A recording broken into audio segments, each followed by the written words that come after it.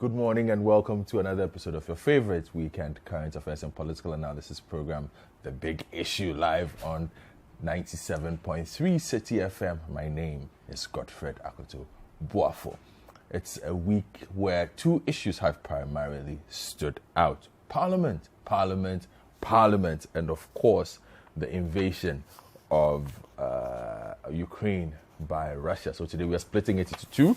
We're going to do local, and then we're going to do international relations as well, because, of course, there are significant repercussions for what is happening in Europe on our lives here, such as the nature of the world. But the most important one, like I said, will begin in Parliament, because there are a myriad of issues that are surrounding Parliament and how it conducts its business. In fact, there are those who believe that Parliament is currently hamstrung. As to whether that is true or not, we'll try and figure that out.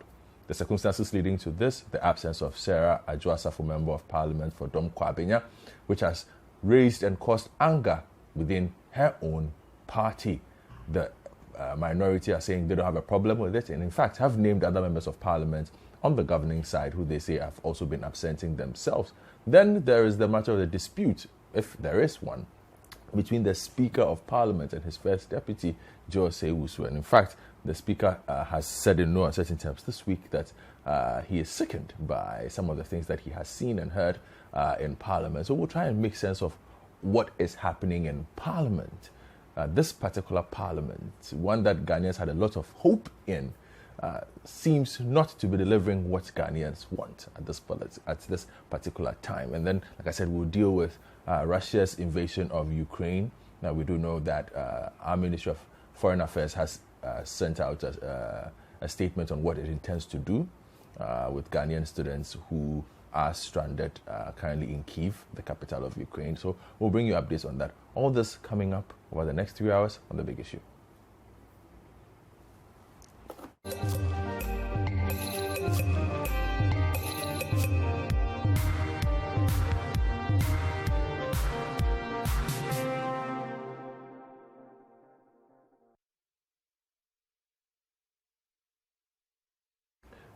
Welcome back to The Big Issue. And as always, as you know, it's an interactive show, and you can join us via the WhatsApp lines with your messages. We have two of those, 0549 986 996, 0549 986 996. On television, you can also join us with the WhatsApp line 0550 585832, 0550 585832. So those are the WhatsApp lines that you can join us on. Now, if you prefer to use social media, Twitter, you can use the hashtag The Big Issue. The handle is at Citi973, at Citi973, and use the hashtag The Big Issue. You can send us the message. I'll gladly read the comments for you, and we will take it from there. You can also reach me on @EastSportsman. That's my own personal Twitter account, and I will read the comments as well. We're also streaming on Facebook as Citi973. That's our Facebook Facebook page, and then Citi TV GH streaming as well. So you can share and leave your comments. If you do miss out, don't worry. Just go to our YouTube channel, CitiTube, CITITUBE. Subscribe to the channel. Very important. We want you to subscribe, and then you can just go to the playlist section, and you can find The Big Issue. You can catch up with all that you have missed. So you find the program everywhere. So let's get to business. And like I said, we'll spend a significant chunk of the program this morning discussing Parliament, because without Parliament, nothing seems to get done. And we've been used to Parliament operating in a certain way by virtue of how our elections have gone. But the last election threw a curveball, a very, very thin minority. For some, they say it is a hunk Parliament. There's dispute over that, because we do have a majority side by virtue of an independent candidate who sits with the MPP in Parliament. And so technically they are a majority side, and that is why they lead that. But over the past 2 or 3 months, things seem to have taken a turn, because for most watchers of the parliamentary space, activity has slowed down, and that's because of the absence of one member of Parliament, Madam Sarah Adwoa Safo. But recently we've also heard that the incapacitation is not just her, because there is another member of Parliament who is not well, and whose current poor health means that the NPP side find themselves down by 2 MPs. Now, if you know the numbers, 137, 137, and you take away 2, that means technically they are 135. And so for watchers of the political space, they are saying that means there's no way getting that. And then that you have the current Speaker of Parliament, the Honorable Alban Sumana Kingsford-Bagbin, who feels that his powers have been usurped or he's been disrespected by virtue of the behavior of the first Deputy Speaker of Parliament, which throws into sharp focus a conversation that has gone on how we even constitute and who becomes a Deputy Speaker of Parliament. Should the person be a sitting member of Parliament? These are technical conversations that have taken place over a period of time, but we seem to ignore all these things until now.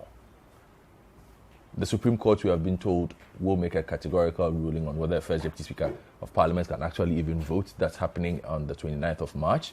But a lot of grey areas that we have in our parliamentary process and in our governance process seems to have come up.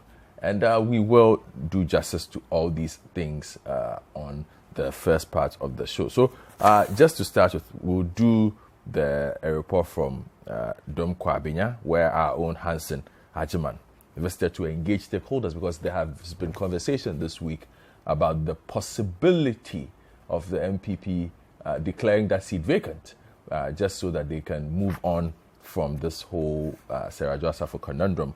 And then we also had the Speaker of Parliament debunking news reports suggest that he had granted permission for the embattled MP to be absent from Parliament. Then we will also hear from Alban Sumana Kingsford-Bagbin again on his disagreements with the first Deputy Speaker of Parliament, Joseph Osei-Wusu, who this week dismissed a private member's motion seeking to probe the COVID-19 expenditure.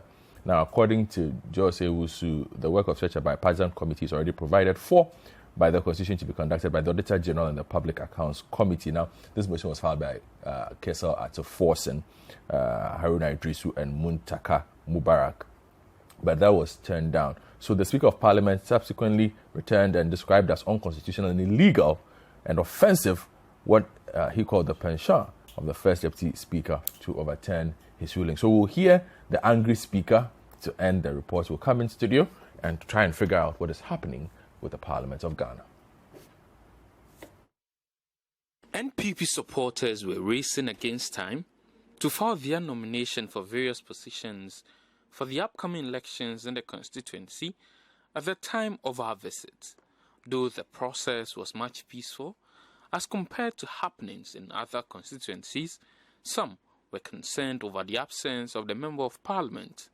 The three-time legislator and Minister of Gender has been off duty for at least 6 months. Though the presidency granted a permission for an extension of her leave in October 2021, concerns have become rife following the difficulty of the majority in Parliament to marshal its numbers to pass the E-levy. Of course, if you don't come to Parliament and you are on TikTok dancing, excuse me. What's the exact law surrounding absences? Dome-Kwabenya is not for Apostle Adwoa Safo. Get it straight. And I'm very furious because people are insulting me because I went there to campaign for him, for her.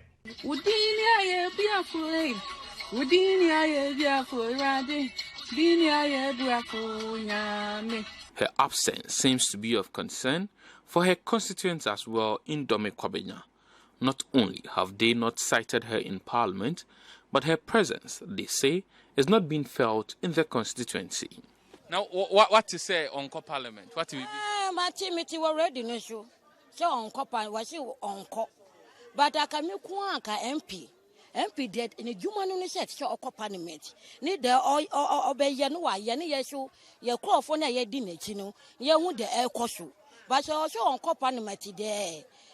Milk one there, and yet. Oh, I mean, physical police, huh? Minimum, me who put up, Madame Martini, the Mahuni picture by me who that. By all do bad no here, ban or no, Baba, or Nabenik Ben or Fair Famo. Someone's an aquanus to do. But where is Adwoa Safo? Her personal assistant, Nana Dubin, provides some insights. Where's your boss? As we speak now,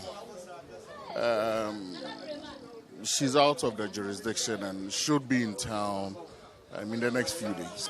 What has been happening with the Honourable? Oh, nothing. I believe that sometime last year, we're all aware she sought a leave of absence from the president or from the presidency to deal with a few personal issues. Along the line, sometime in December, she had to come to town to support government business on the floor of Parliament. And she was here and then left sometime at the end of December. Is it that she doesn't care about the duty reposed on her? No, she really cares about it because even in her absence, there's a lot going on. The cry of her colleagues in Parliament is their inability to push government business without her due to the peculiar nature of the 8th Parliament.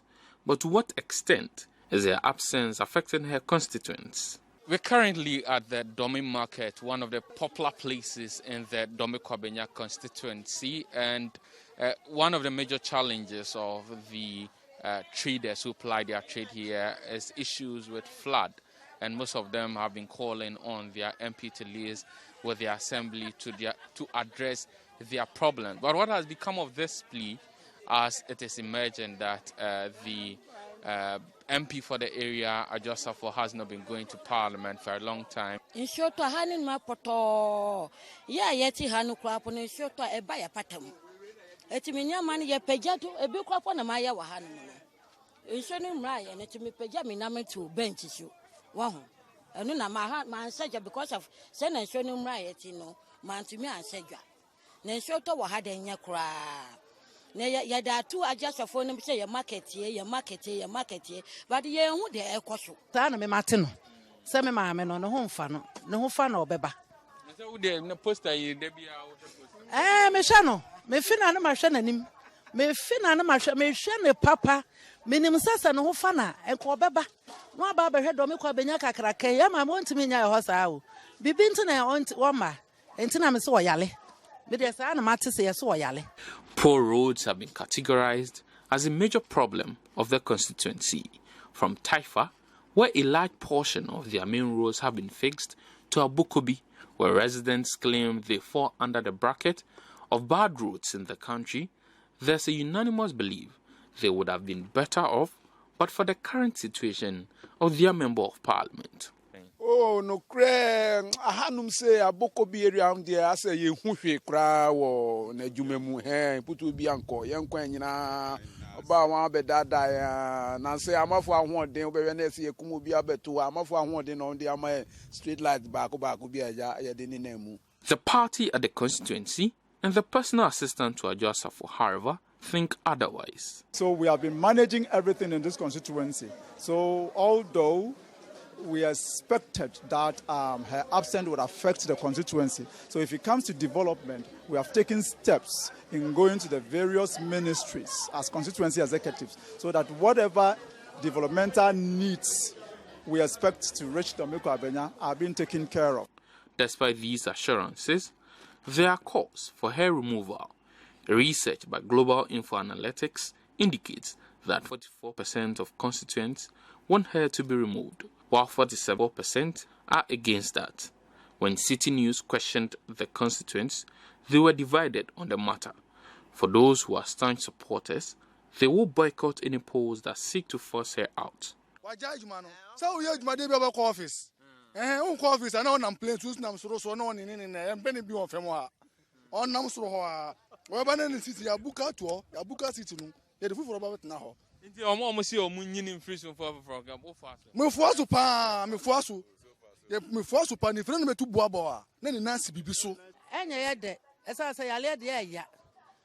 one now. It will bet me have corn, Marco and say, me, you dada, na dentin a yena, yata, what ye party bakuma. Now, Parliamentary. One so bet me, I'm told radio so car. From all indications, the Speaker was unenthused with the direction his first deputy took the House on Tuesday in relation to the minority's motion for a probe into COVID-19 expenditure. When he took his seat on Wednesday, the Speaker had some choice words to describe the events of the previous day. I'm not sure you have appreciation of the temperature of the country. Neither am I sure you know the arduous nature of the responsibility that have been placed on your shoulders. The Marshal Department, get ready. I'll be compelled to get a marshal to get people arrested and sent out. You are saying, hey, Parliament is not a place for joking. It's a place for business, serious national business. The Parliament we are in has never been in Ghana, even Gold Coast. This is a different type of Parliament. We must be prepared to change, to accept the decision of the people and work together. You make me sick. Will you shut up? You rule out of order in the House.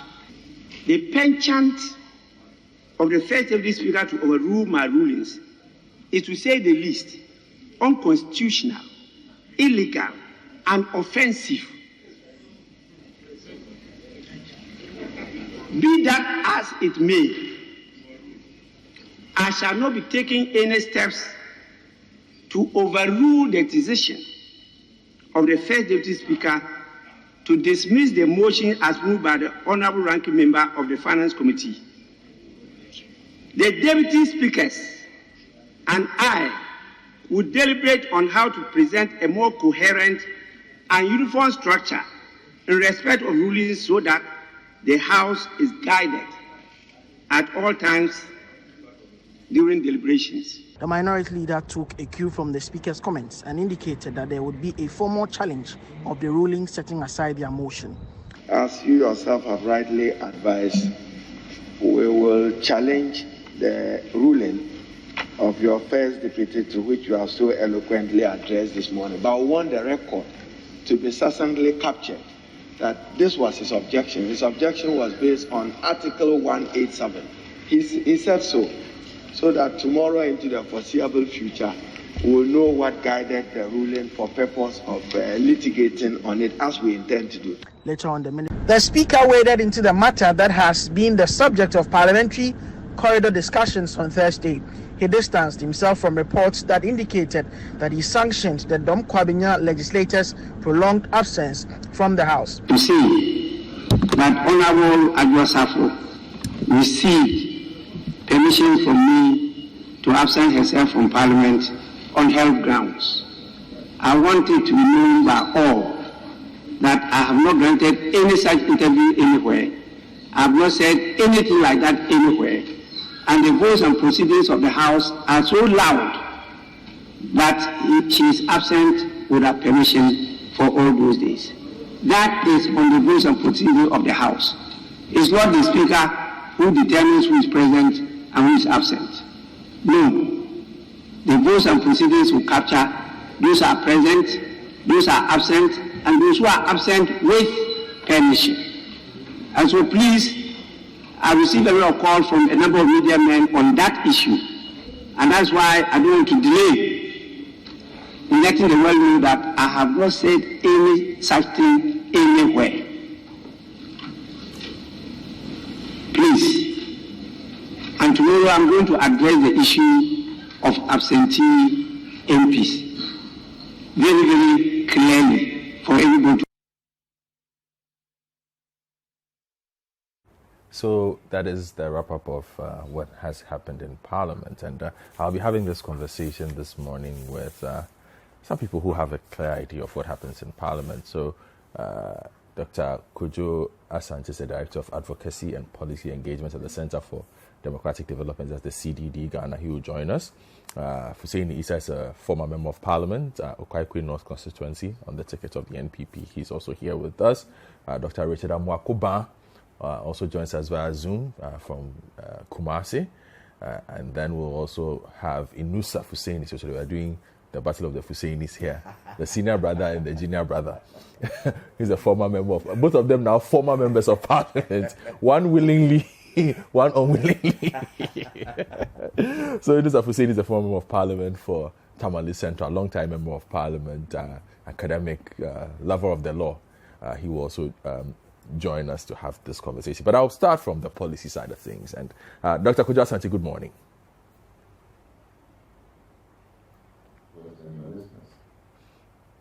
Yes. Now, Dr. Adwoa Safo, let me just start from here. This was supposed to be the parliament Ghanaians wanted. However, it does look like there is a significant difficulty by the actors in Parliament, who are the parliamentarians themselves, to figure out how to make this work. What has been your observation so far of this very tight parliamentary advantage that the governing NPP has, and how it has worked?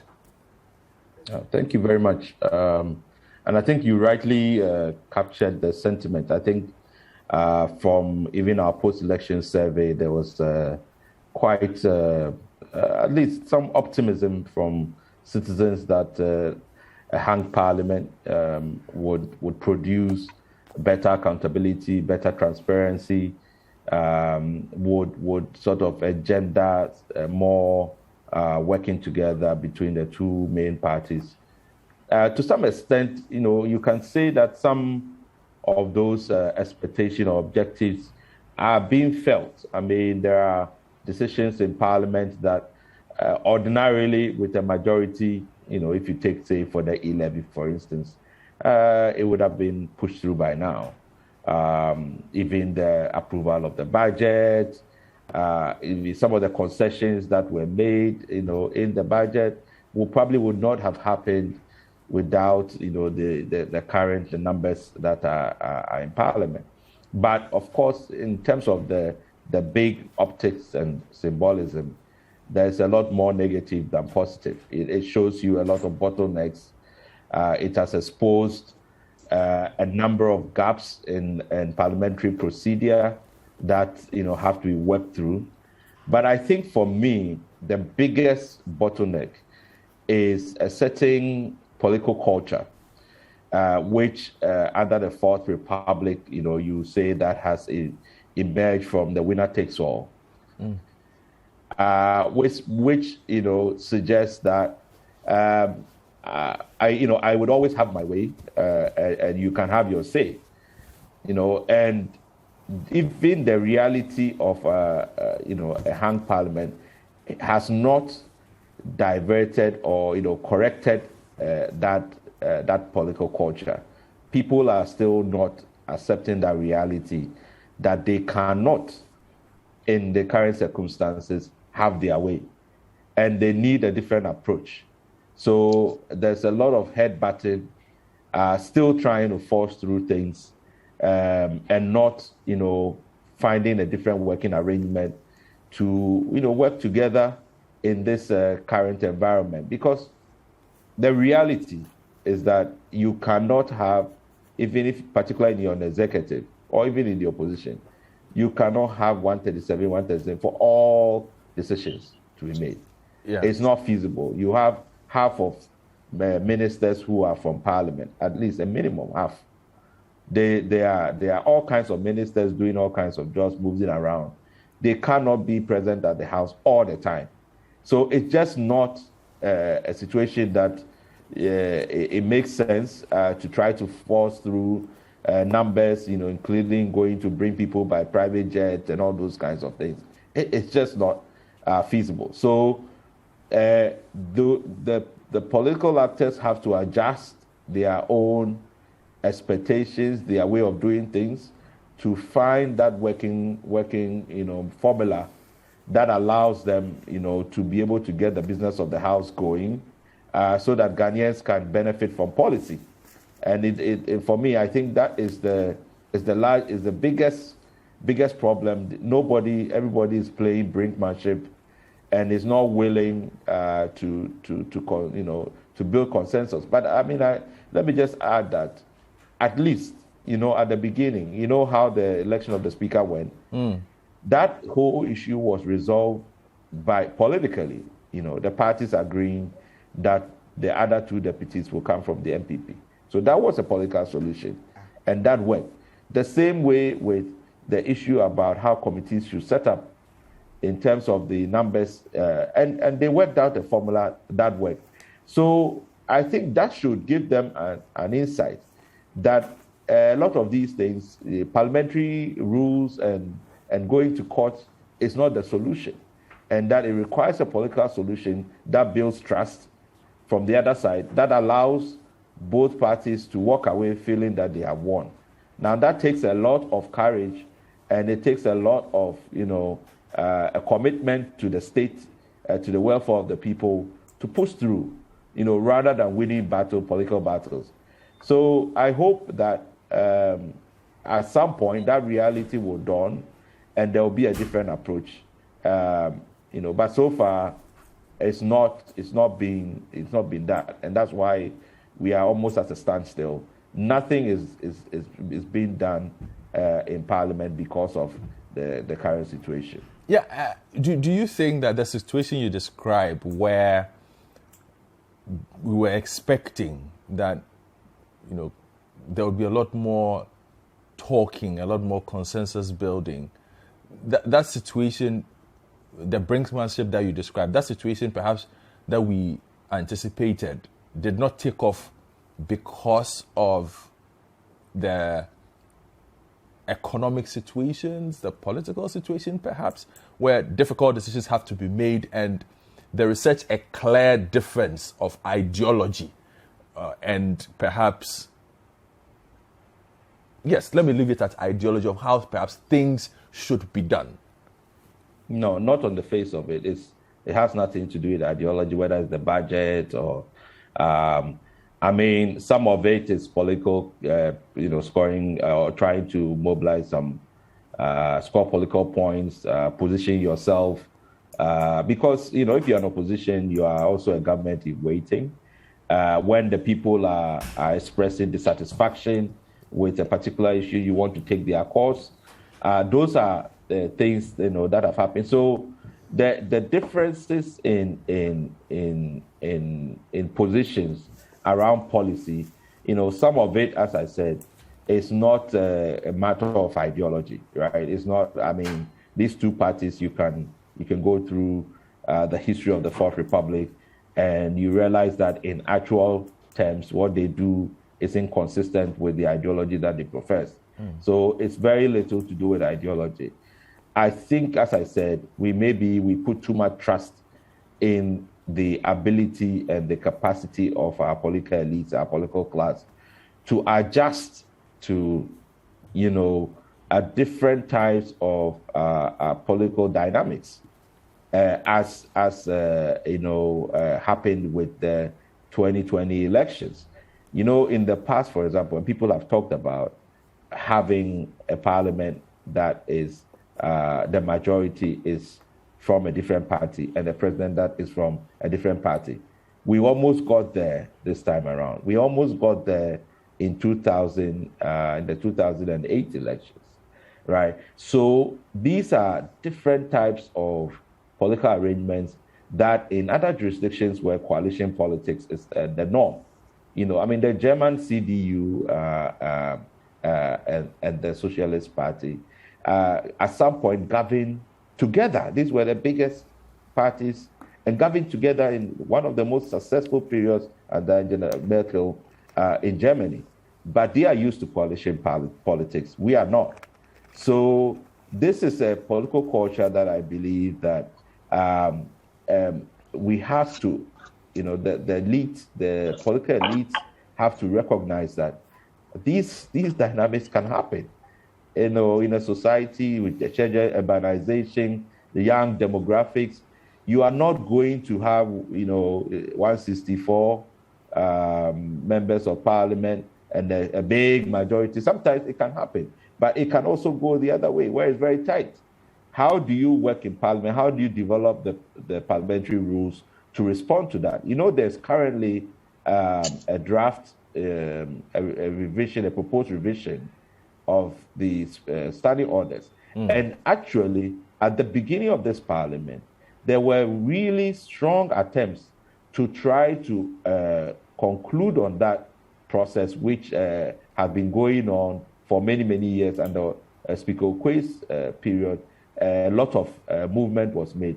That was even going to allow the minority to head or to chair other committees of Parliament outside of the Subsidiary Legislation Committee and the Public Accounts Committee, all in a way to give, Parliament, more ability to hold the executive accountable and other kinds of innovations.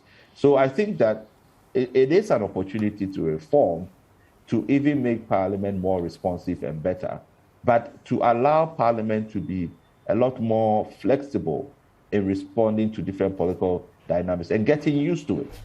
That is what we have to work through, and it's not easy. But I believe that this Parliament still has the opportunity to really improve and do well.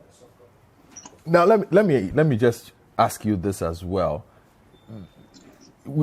Has this shown the lack of agility with our constitution? And I know you've called for a long time that we do a review. So you've spoken about the proposed standing orders as well, but you talk about the ministers coming, majority of ministers or 50% of ministers at least coming from Parliament, and other aspects of our democracy and governance, which at the time that we drew up some of these rules did not anticipate this particular scenario. And so we find people working within strictures that they simply feel they have to become hawks in order to survive. Yes, I mean the challenges with the Constitution is very real. I mean, we've always said that the kind of political settlement that was reached that allowed for us to create this hybrid political system has it's achieved a certain level of stability, but it has not advanced democracy and has not advanced development that well. So we are beginning to continue to see the effects. I mean, if you talk about absenteeism, even for the political actors, for instance, the Odikro research over the years will tell you that if you are an MP, minister, the likelihood that you are not able to retain your seat is always very high, and that in terms of absentee members of Parliament, they are the worst. So Parliament definitely loses out with this kinds of arrangement, and also makes Parliament weak, because the incentives that are built into that structure means that you are just there hoping that you are called in to be a minister, deputy minister, and all of that. So that is, but I think that the political culture itself, the party culture, what exactly it means to be a member of Parliament, how the parties are whipped or the members are whipped by the party, those relationships. It's just one that, a lot of time it's all about just, once I'm in power, it doesn't matter how much of the electoral votes I got. I can have 50% of the electoral vote and I'll still want 100% of the power. And that kind of orientation and mindset is not one that allows or would thrive in the system, because, as I said, you keep butting heads. So those are things that I said we have to work through. I think the standing orders that were being reviewed, there are many parts of it that require some elaboration, require some rethinking. The speaker's ruling issues with the deputies, for example, not anticipated, that have to be addressed. The election of the speaker at the time which this election already takes place has to be addressed. Even the issues of leave of absence, the procedures around it, what qualifies as a leave of absence, for how long can you do it? All these things have to be, looked at. But maybe before it wasn't a big issue because people have always absented themselves. But because now it means a lot in terms of the numbers, your ability to mobilize numbers, we are now seeing some of the abuses of it and the negative impacts of it to development and Parliament's business. All right, thank you very much, Dr.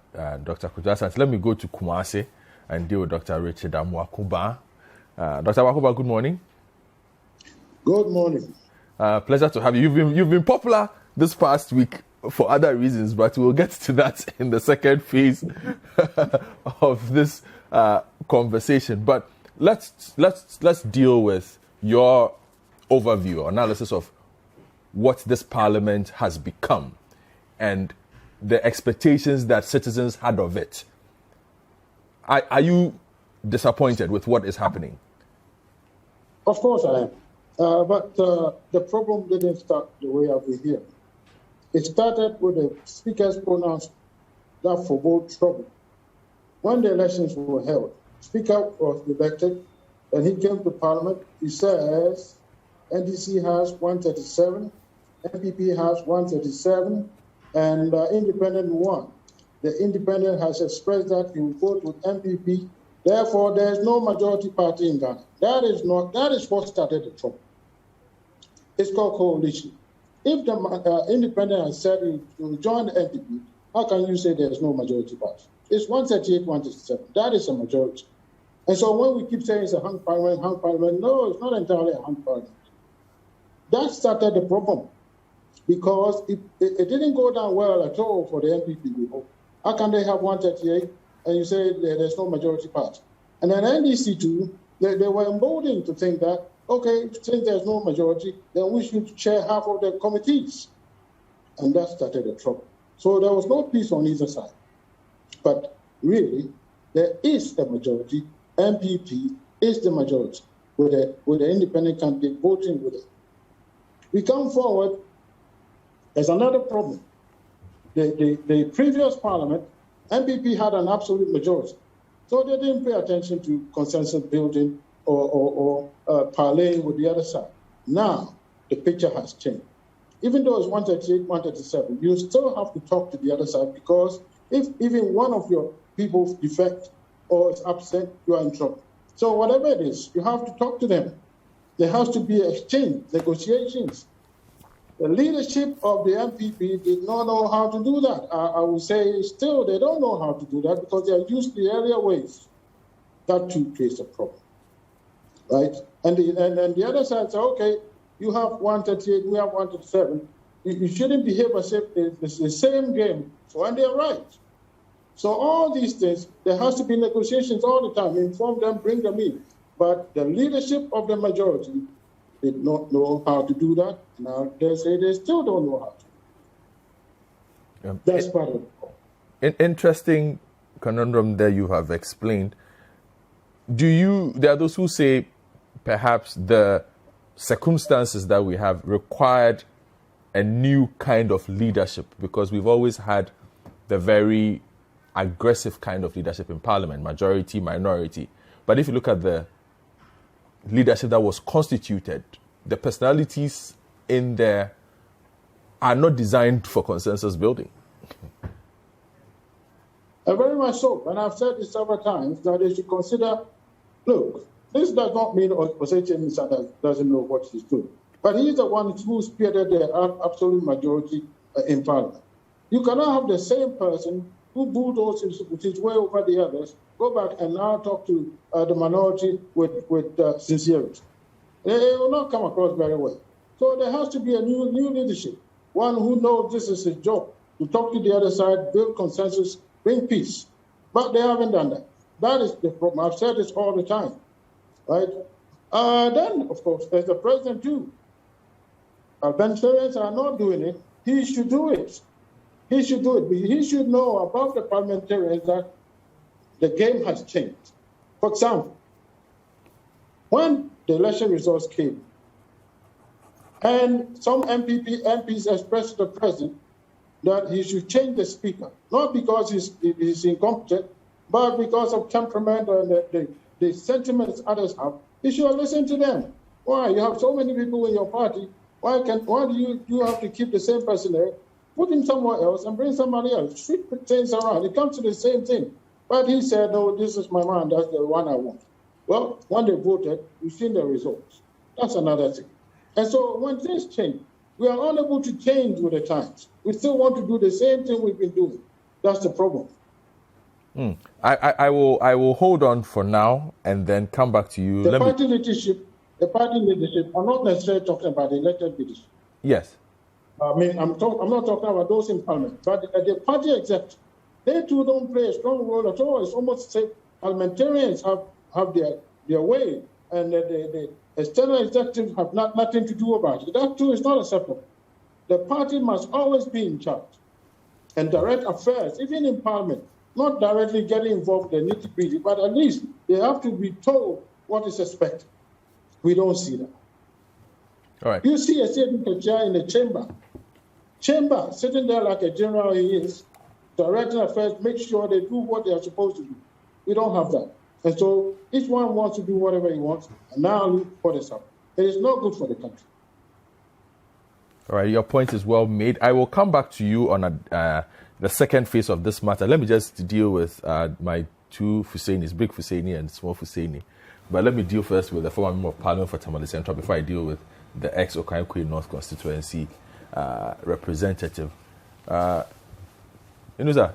Yes, that's my true name, Inusa. Yes. But he's Fusaini. Yes. But I'm Inusa. Yes. So he uses Fusaini as a second name. Mine is his first name. Yes. So you just left Parliament. Yes. Would you have been happy to be part of this Parliament?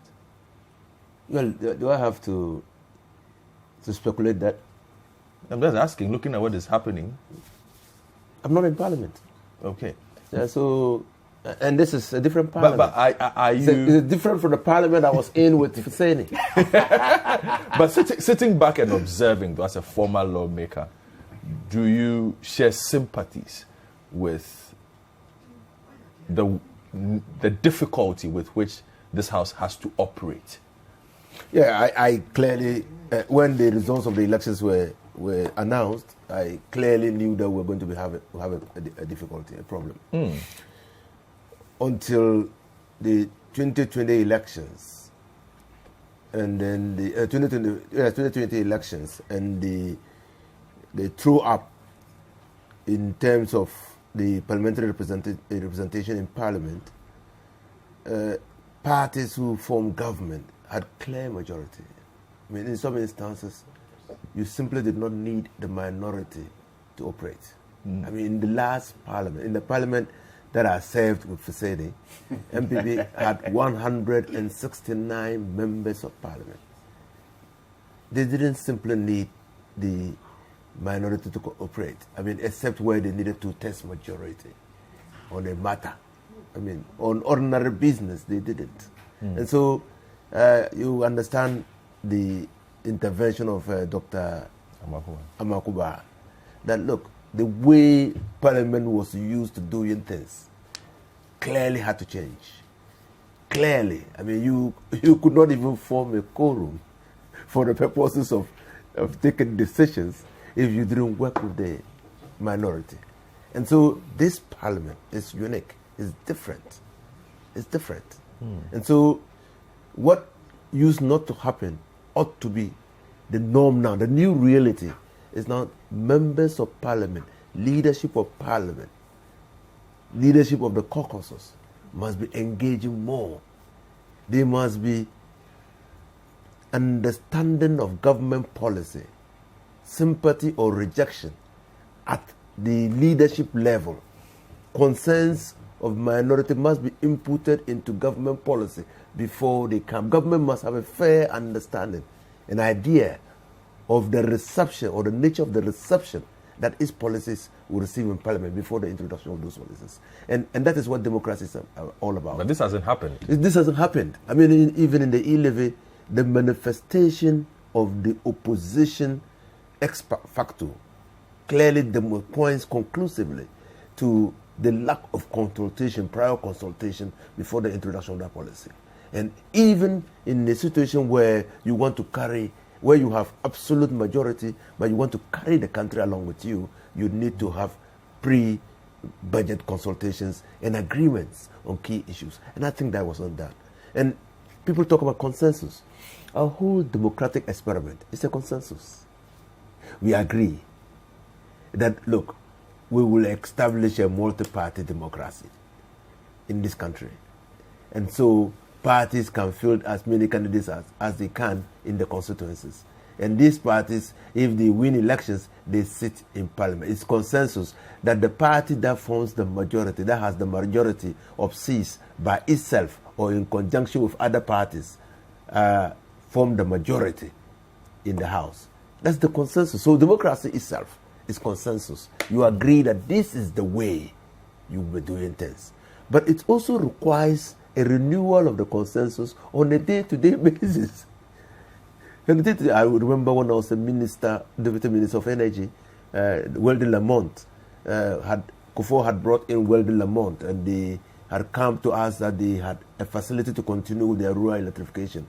We went through Parliament, approved same, but when the partners came, they said, well, the document approving the loan was laid in the U.S. Congress, and all the congressmen were coming to inspect the contract to see what was in the contract for their constituencies. How was the America going to benefit from that money? I think it was 155 million. How was America going to benefit from the 155 million? What cars, what facilities were we purchasing that would originate from? So before they could get their support, that's the consensus that I'm talking about. And so now we're required to build more seriously the bipartisan consensus, not conspiracy, consensus. But isn't there a difficulty in doing that? There are those who observe the current climate and say the hawks are growing on both sides. They are the ones who hold sway. We allowed it to go. We allowed the hawks. Now, I clearly, because I'm not in Parliament, I have the luxury of time to watch parliamentary proceedings and the nuances. The first objection, if I'm clear in my mind, of the NDC, the minority caucus, to the e-levy was on the amount, the rate and the threshold. The rate and the threshold. But we allowed the obstinance of the Minister for Finance to consolidate the opposition and moved from, and we were here, then you know, we were here, we talk about e-levy, to move from that position of saying that, well, why don't you make it 1%? Why don't you make it 1.5? Even at a point 1.5 was suggested. They said, no, we are going to do it's 1.75 and the threshold 100. You remember at a point they said the threshold should go between 300 and 500. You remember? So how come that we did not see clearly between the lines that if we did not do something, if we did not move, then the position of the opposition will harden? How come?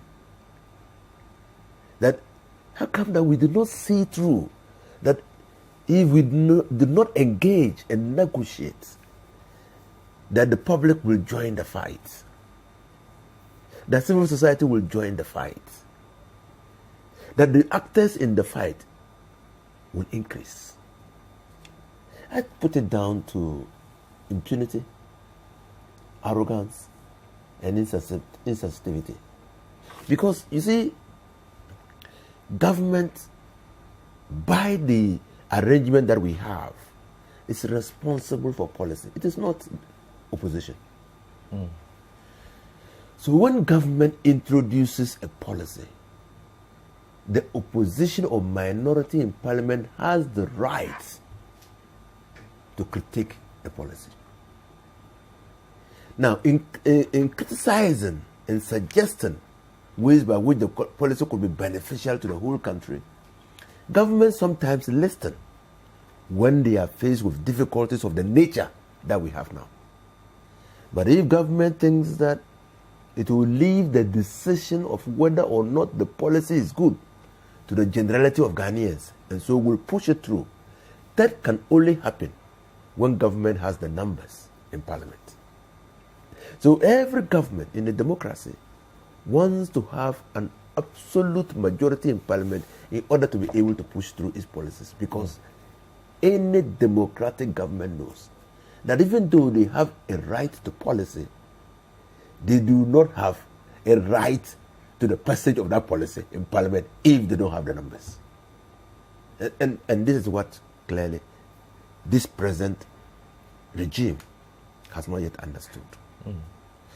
Tell me, after the objection to the introduction of the e-levy bill, and then the fracas of fisticuffs in parliament over the decision to take the e-levy bill under a certificate of agency, government now says, I'm going to engage, I'm engaging, I'm consulting.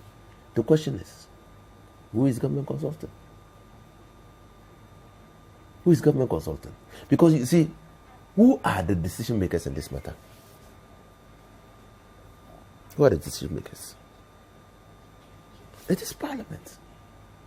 And it is by reason of the Constitution that no authority, institution, or person has the power to impose tax except by the authority of Parliament.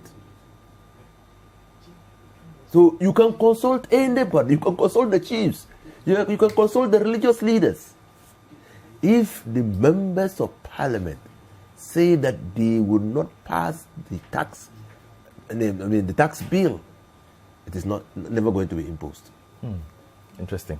Thank you for your thoughts on that. I'm near a break, so I will take that break and then I'll hear from my former member of Parliament for Okai-Queen North, Hussein Issa, and then we'll move to the second phase of the conversation, which addresses the Adwoa Safo. I'm just trying to do this in bits and pieces. We'll deal with the Adwoa Safo situation, but it is not just the Adwoa Safo situation, because the Honorable Kojo Kum, we're also told, is not in the best of health at the moment. But Adwoa Safo seems to be at the heart of this. So it's not just a matter of Adwoa Safo. If we are being fair here, she's not the only one who is not around. He would want to be around, but he cannot be around at the moment by virtue of the poor state of his health. So we'll try and deal with that. And then also talk about... Nobody has said Adwoa Safo doesn't want to be around. We'll get to that.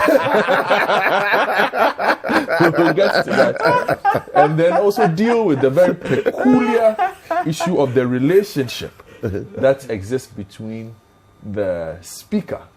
It seems like that cordial relationship is wearing thin at the moment between the speaker and his first deputy.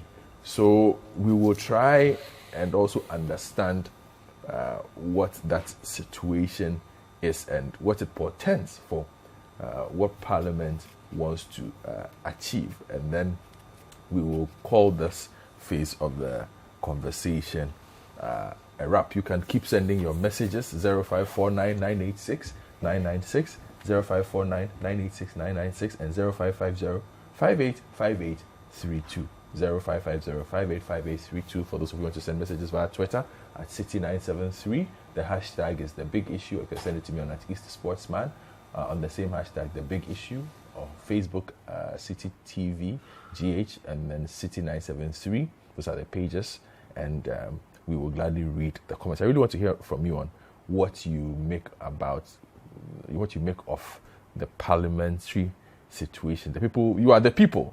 These are your representatives. I have two of the former ones here.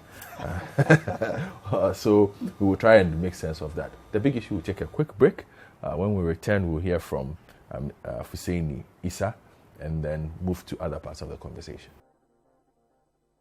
Welcome back to The Big Issue on Citi973 and also on Citi TV Ghana, discussing Parliament, and how at the moment nothing seems to be working for most observers. Parliament, there's a lack of consensus on most things. The Speaker is not happy with his deputy. The governing party is not happy with some of his MPs. The minority also are sitting back and just watching. is this what our democracy has become, and how can we improve it? That's the conversation we are having. And I was just going to bring in Fuseni Issa, but Fuseni, forgive me, Dr. Kwadwo Asante has to make a quick interjection because he has another program, so that I can let him go, and then the rest of the time is all yours. So do give me just 5 more minutes of your time. I do know you get here early, but I beg you. Forgive me for this one. Dr. Kwadwo Asante. Yes. Hi. Yes. Let me put two. Let me put two issues. Apologies. Yeah. No worries. He understands, and I also understand. let's put 2 issues together quickly.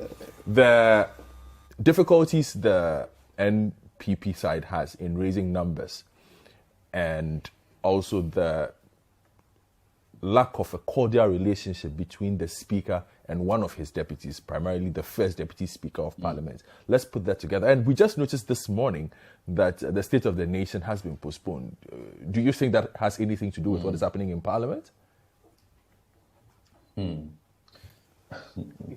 I mean, so the Honourable Adwoa Safo matter for me, there are many dimensions to it. I think the subject matter of leave of absence, I really think that,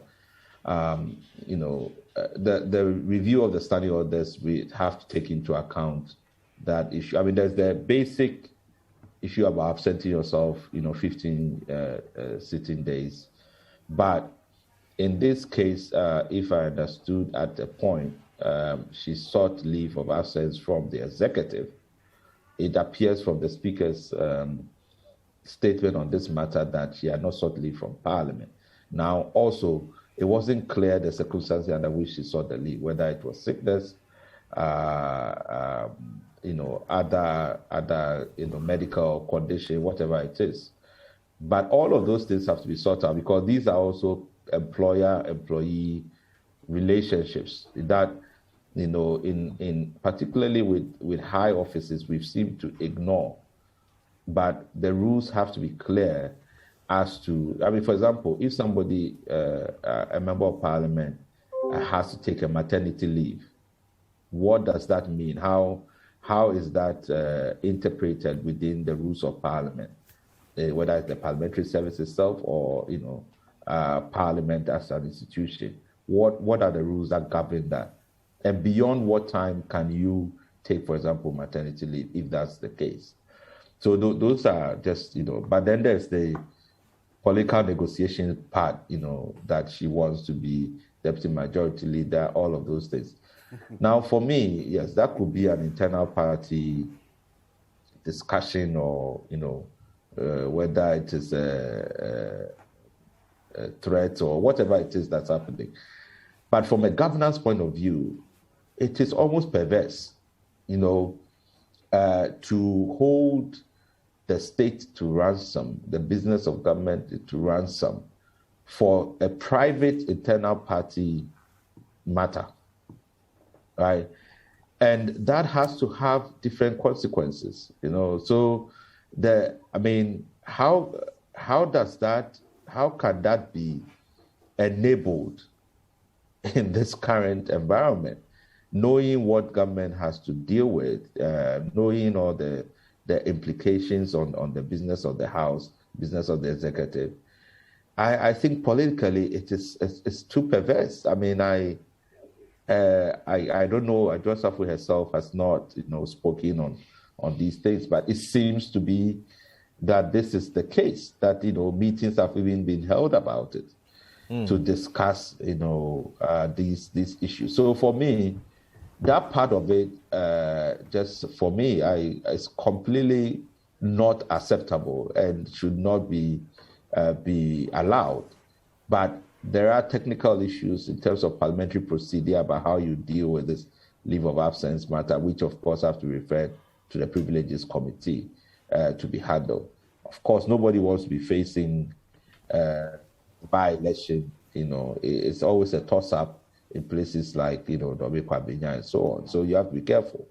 So those are the politics of it. But from a governance point of view, the way this has been managed or even allowed to fester, and even to the extent that, you would charter a private plane to go and bring an MP to come and vote. It's just too perverse. We really should not be encouraging and putting, ourselves in this position. This is taxpayers' money you're talking about. And we are here talking about trying to raise money through e-levy. And so it does not, the optics just does not make it look good. So that's the one. Then the other one is the Speaker's issue. And I have to commend Honorable Bagbing for the restraints, because for me, that is the path that we have to go to begin to correct the way in which we are engaging in Parliament, at least for the political class. On 2 occasions, he has refused to either overturn, a ruling of his deputy that had overturned his earlier ruling. So he's shown restraint. And I think that opens the door for talking and discussing how best to deal with this matter. Because until the Supreme Court rules, and I think even that ruling is more about the voting, the issue is that the Speaker's ruling is like the jurisprudence of the parliamentary process. It becomes law, and it will be referred to, for other kind of rulings. So we have to be very careful with it, not to play ping pong with it. The logic that is applied, the legal principles, the historical principles that are applied has to show consistency, has to show rationality. And if we introduce unnecessary politics into it just for securing or overturning something to our benefit, is going to be a real problem. So as I said, I'm happy that Kebabe took that approach and almost kind of opens up a political solution, a working arrangement, until there can be a substantive interpretation of that process. So that's all I'll say about it. You have very competent people in the studio who are fair-minded that I know do a good job to this matter. Yes. Thank you very much, Dr. Kojo Asante, for your thoughts. He's Director of Advocacy and Policy Engagement at the Center for Democratic Development at the CDD, Ghana. So, Fuseni, now the floor is yours. You can put all this. We've entered you can put everything together. Godfred, You can start with your observations on how this parliament is proceeding, and then move to the other sectors. So you can talk about the speakership, and then you can speak about the Adwoa Safo situation as well. Okay, let me again say good morning to you. Thank you. And a good morning to my senior and a senior Fuseni Adat. Yeah, thank you. And a good morning to your viewers and your listeners. And also a good morning to the good people of Ukankwenov. Parliament and matters arising in Parliament. As a people, we all recognize the uniqueness of the 8th Parliament of the Republic. I was fortunate to be in a parliament, and I was in another, in a very different circumstances, where being a majority, we had absolute majority. So things were done a bit more differently.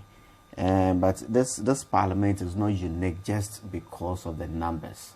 But it's the first time where we have an opposition member actually presiding over the Parliament of the Republic under a president from a different party. It all builds up into happenings in Parliament over the last couple of months, well over a year.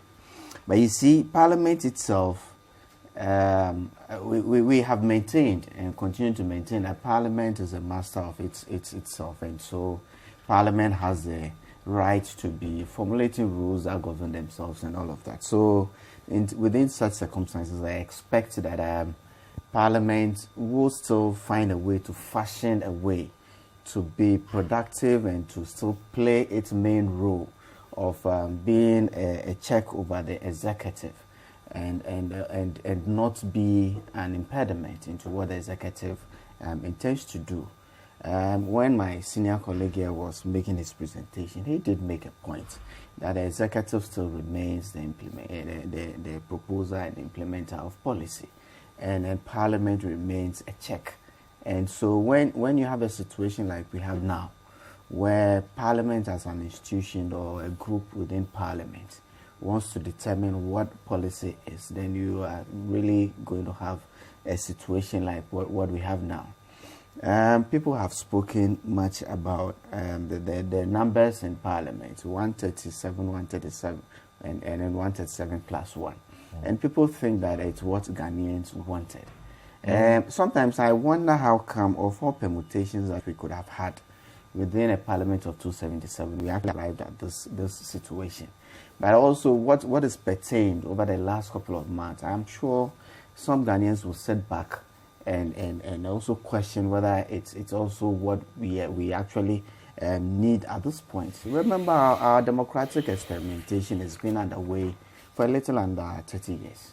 And you see, even in advanced democracies where they have practiced this over decades and centuries in certain cases, every now and again they are faced with issues of partisanship and within the houses and against the executive and all of that. So we are in a situation where, like Dr. Kojo Asante said, like Dr. Amakuba and my way, Parliament itself has to fashion a way to be able to inure to what Ghanaians expect of them. I really have not been too happy with what the Parliament we've had since the 7th of January 2021. Because whilst I was in Parliament, and my senior colleague will adduce to that, maybe 99% of decisions in Parliament were by some sort of consensus. And even the case where one party had a clear majority, a lot of the issues, you will listen to the minority. Sometimes they affected what the executive presented to Parliament. In cases where there were bills that were quite significant, I was on the Finance Committee, but because of my senior colleague's experience in legislation, the really act of doing the laws, he was invited even into committees that he wasn't a member, so we could utilize his expertise. In that case, partisanship was secondary. Ghana and the Parliament as an institution was important. And so we did work together as a team, and consensus building was the watchword. And that is what I'm sure that even Parliament before the 7th Parliament had seen. So in the uniqueness of issues, in the numbers, the side from which the speaker comes, and I think that Parliament itself should still fashion a way to make it a workable Parliament, and that's what I expect. And when you have a very experienced legislator at that, in the name of Father Bagbin, in the 7th Parliament, we used to call him Father, for the main reason that the oldest in Parliament is always referred to as Father, and he was the oldest member of Parliament at the time. And he's still, he's not, technically he's not a member of Parliament now. So we could say that from 1992, he's probably the longest person to have had legislative experience. Who else could you have had to preside over the institution at this time when it is in its very trying times like this? And so I have also expected much more from the Speaker. And I tell you, if you have had personal interactions with the Speaker, maybe in times past, I don't know what he is today, because I am seeing a very different figure from the Speaker that I knew. You see, as a member of Parliament, from the MP that I knew, as a member of Parliament, especially when we are out of the jurisdiction, you get to spend time with your colleagues, you get to talk, you get to know each other better. In Ghana, we are running around constituency issues and work and all of that. But when you get that experience, you get to know each other very well. And sometimes you get to like some of them, despite the fact that you're on the other side of the political divide. But that's how Parliament is fashioned. That's how Parliament is survived. And that is how I would have wished that we continue to build that institution.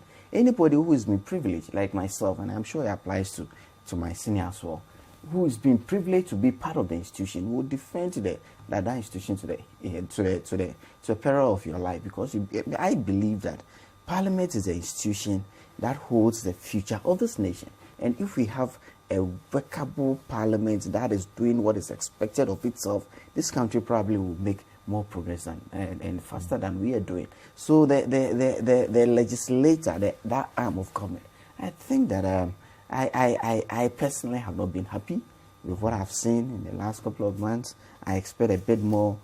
Despite the challenges, despite the uniqueness of Parliament, I did expect more. You see, when Dr. Mwakuma was speaking, he started off by saying, and people still keep saying that we have a hung Parliament, but technically we don't. And the speaker in his inaugural speech, he was referring to this majority group and minority group. Group or not, there is a majority.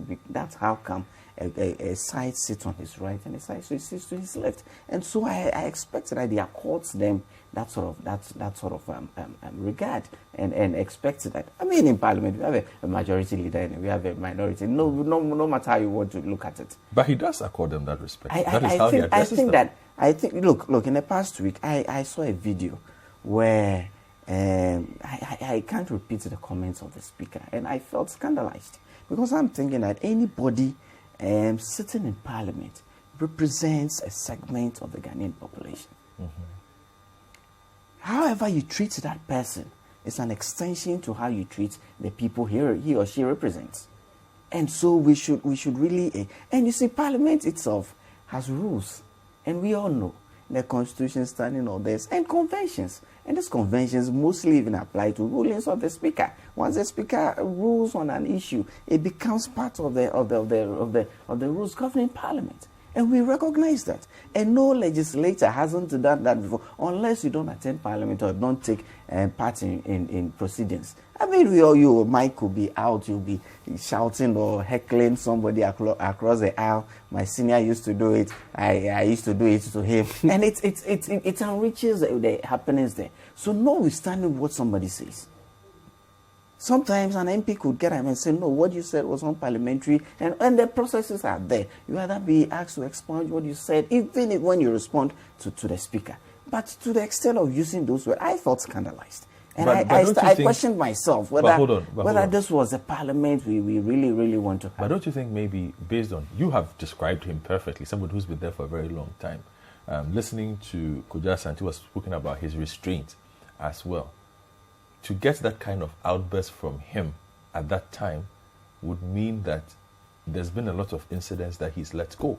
And finally he says, enough is enough, let's work. You see, I have even heard people go to the extent of rationalizing fisticuffs in Parliament and all. I am not one person who will for a minute justify such behaviors.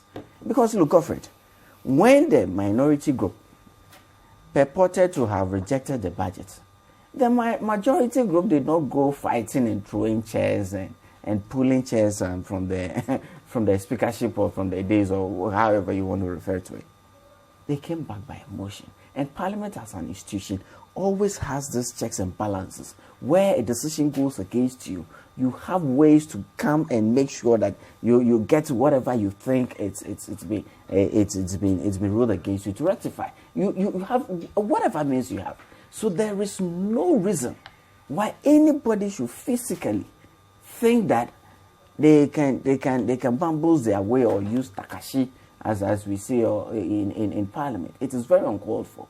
I can understand that. Well, the speaker says he's exercise restraint, but in him saying that, let us question. See, there are two ways of running an office like a speaker.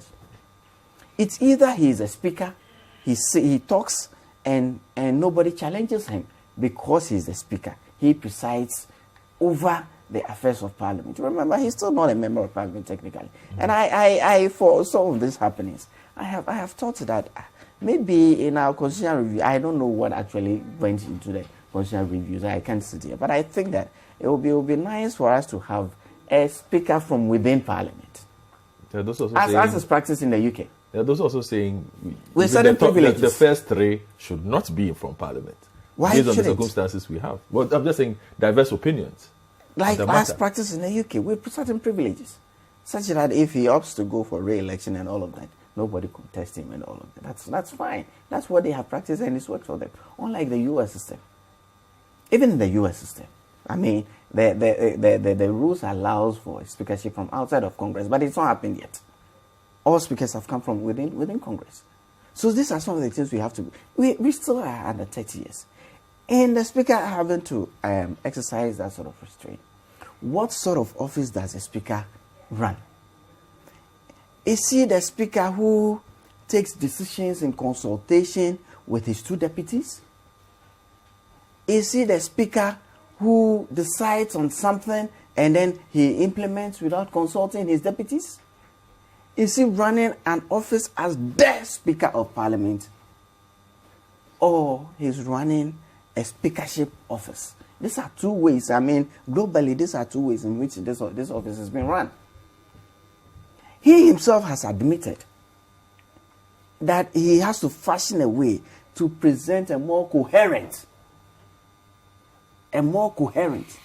way of ruling and presiding over the issue. So what has he been doing in the past? I probably sit here with a few privileged informations which I don't intend to actually divulge on a platform like yours. But the question we should be asking is what type of speakership? Has he been discussing issues with his first deputy speaker who he purports to have issues with? How has he held it on? When he was second deputy speaker, was there a way or things that happened in the office of the speaker that he wasn't happy with? And how has he ensured that those issues or those particular instances are improved for the current deputy speakers? These are the realities of it. And I have said on other platforms that, look, when a fish rots, it starts from the head. It starts from the head. It doesn't start from the tail. MPs cannot be blamed for some of these things. I still hold it. Certainly. I think that the office of the speaker, whether he wants to run the sole speakership or run the speakership office in consultation with his deputies, is what he has to determine. For him to have admitted that he is now going to fashion a way to ensure that there is some level of coherence of rulings coming from his office means that in the past he has recognized that there has been some shortfalls. In the past, he has recognized some shortfalls. And I think that if we are able to reform the office of the speakership, we will be able to get Parliament to play the role that we expect.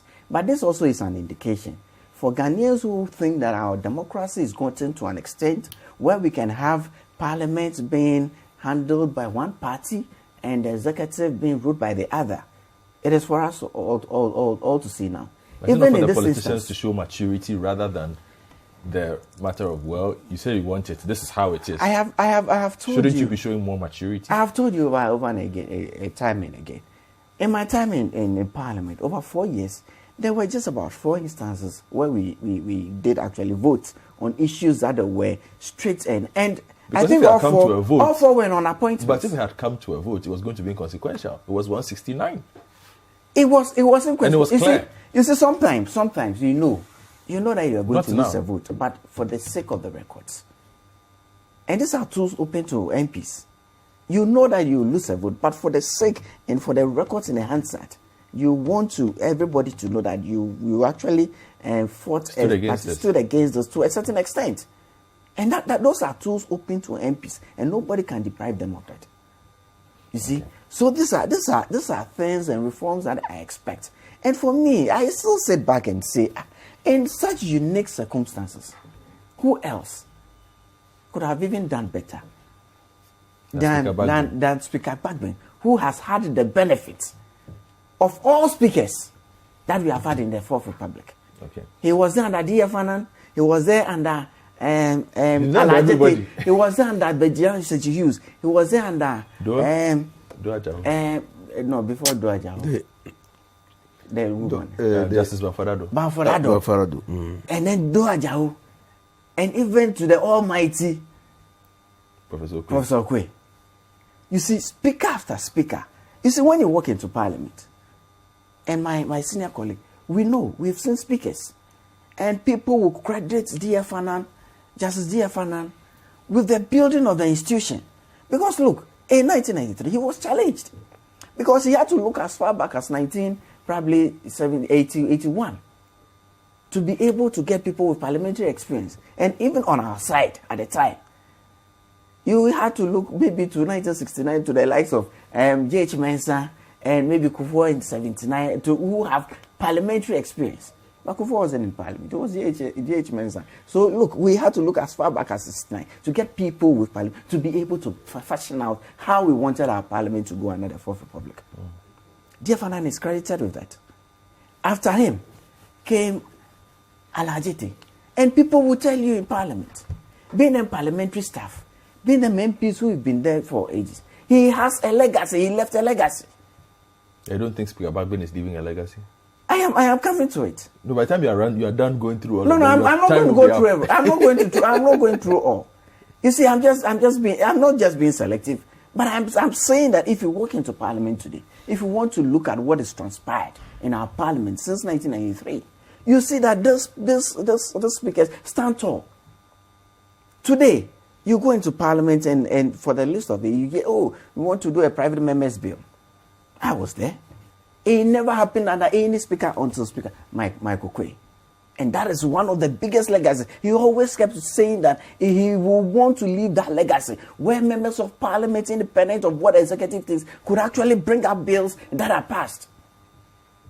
Today, it's very refreshing to know that MPs have started getting that sort of leeway to be able to think on their own and affect the legislation in this country as members of Parliament and legislators that they are supposed to be. And that one, everybody knows that it was Michael Quay who made sure that it became a reality. That's his legacy. I am hoping that the legacy of the current speaker will not be what we have seen over the last couple of months. Okay, point well made there. I want you to deal with the Adwoa Safo issue quickly for me, so I go to Dr. Mwakoma. You see, the issue of Honorable Sarah Adwoa Safo, it is very difficult for me to actually comment on. Okay, I'll be very frank with you, because you see, former colleague of yours and all. It is not just that, but I am looking at it as any Ghanaian would. You saw what happened in her constituency when your journalists went to the grounds. It could have some of this. I am not too sure what the situation is. You can speculate to what extent that she's making demands or she's not well. It doesn't look like speculation. The people who have said what they have said are not people who speculate. You see. There may be some iota of. Maybe. No, I don't refer to that. I understand you. I will let that go. Maybe that's not how I should go. But I think that because just to say this, I'll not even make reference to, say, Honorable Kennedy Japan or Honorable Ochiribefi in this matter. But I have heard John Boedu, who runs the MPP, make comments on this and says the National Executive Committee of the party is discussing this matter. Let's leave it at that. And let's leave it at that. Let's allow NEC to go through, because as I sit here, what NEC knows, I don't know. And I don't want to speculate on this issue. No problem there. Let me deal with Dr. Richard Amwakoba on this. Dr. Amwakoba, you have been vociferous on the Adwoa Safo situation, but I'll try and get him. I seem to have lost him. But then let me come in then and deal with Inusa on this matter. Inusa, put the speakership matter together for me, the relationship between the speaker and his deputy, and then the absence of. I have a feeling, okay, I have a theory that perhaps parliamentary work and the limelight that has been shone on it and the difficulties would not have been as exacerbated as it is now, if not for the absence of Adwoa Safo and Anabu Kojokum from Parliament. So first of all, the speakership. I get the lamentations of my brother and friend, Feseni. Lamentations. That's a book in the Bible. He's of the view that the speaker should have come from the ruling party. The convention has been that the speaker has always come from the ruling party because of the numbers. But there is no requirement in the Constitution or in the standing orders that says that the Speaker must be a member of a ruling party. There's no such requirement. Now, we also, the American democracy says that, look, a Speaker can come from outside Parliament, but they have chosen over the years to always elect their speakers from Parliament. But you know, American politics is excessively partisan. Excessively partisan. And so you want a speaker who will help your cause in the House. Now, the British Parliament is a parliament of equals, except that we have first among equals. So you must be a member of Parliament, not be qualified to be a member of Parliament. You must be a member of Parliament before you can be eligible. Okay, you must belong to the club before you can take up a position. And so that is their conception, so that you know exactly. You can take part in the debate. You can vote because you are a member of Parliament. That is their arrangement. We somehow fuse the two. And so definitely there will be difficulties. So over the years we have had speakers who have been elected by their parties. Even in the case of Peter Ala, the late Peter Ala Ajete, when the Kufuor sought to change him as speaker and bring Bejina Sechi Hughes, the minority proposed Speaker Ala Ajete. Again, that is to demonstrate that what is needed of a speaker is impartiality, rationality, okay, and consistency. The one who has demonstrated the capacity and competence to manage the House. So the minority then thought that even though Ala Ajete had been an unrepentant MPP member, Tanko Buzia, but they thought that he had the competence, he had the fairness, the impartiality to continue to administer the House. So they put him up and lost their second deputy position. They lost it. Because again, by consensus, they had always said, look, so the second deputy position will be given to you. Even in a multi-party democracy, we will give it to you. Now, so what do we have? We have a hierarchy. And you know, as a lawyer, student of law, when you have a hierarchy, it gives you an indication of the order of importance. So on top of the hierarchy is a speaker. Then you have first deputy speaker. Then you have second deputy speaker. And any person presiding. The person who controls the House, who is responsible for order and the enforcement of the rules of the House, is the Speaker. Now, when the Speaker is in the chair, and for reasons best known to him, he cannot continue to be in the chair. He doesn't invite, the Constitution doesn't say, the standing order doesn't say that you invite the second Speaker, unless the first Deputy Speaker is not available. He invites the first Deputy Speaker to take the chair. The first Deputy Speaker takes the chair by the standing orders of Parliament as a Deputy Speaker. As a Deputy, that's what the standing orders say. As a Deputy Speaker, but has the powers of a Speaker. So status-wise, he's still a Deputy Speaker, but for the purposes of bringing order and enforcing the rules of the House, has the powers of a Speaker.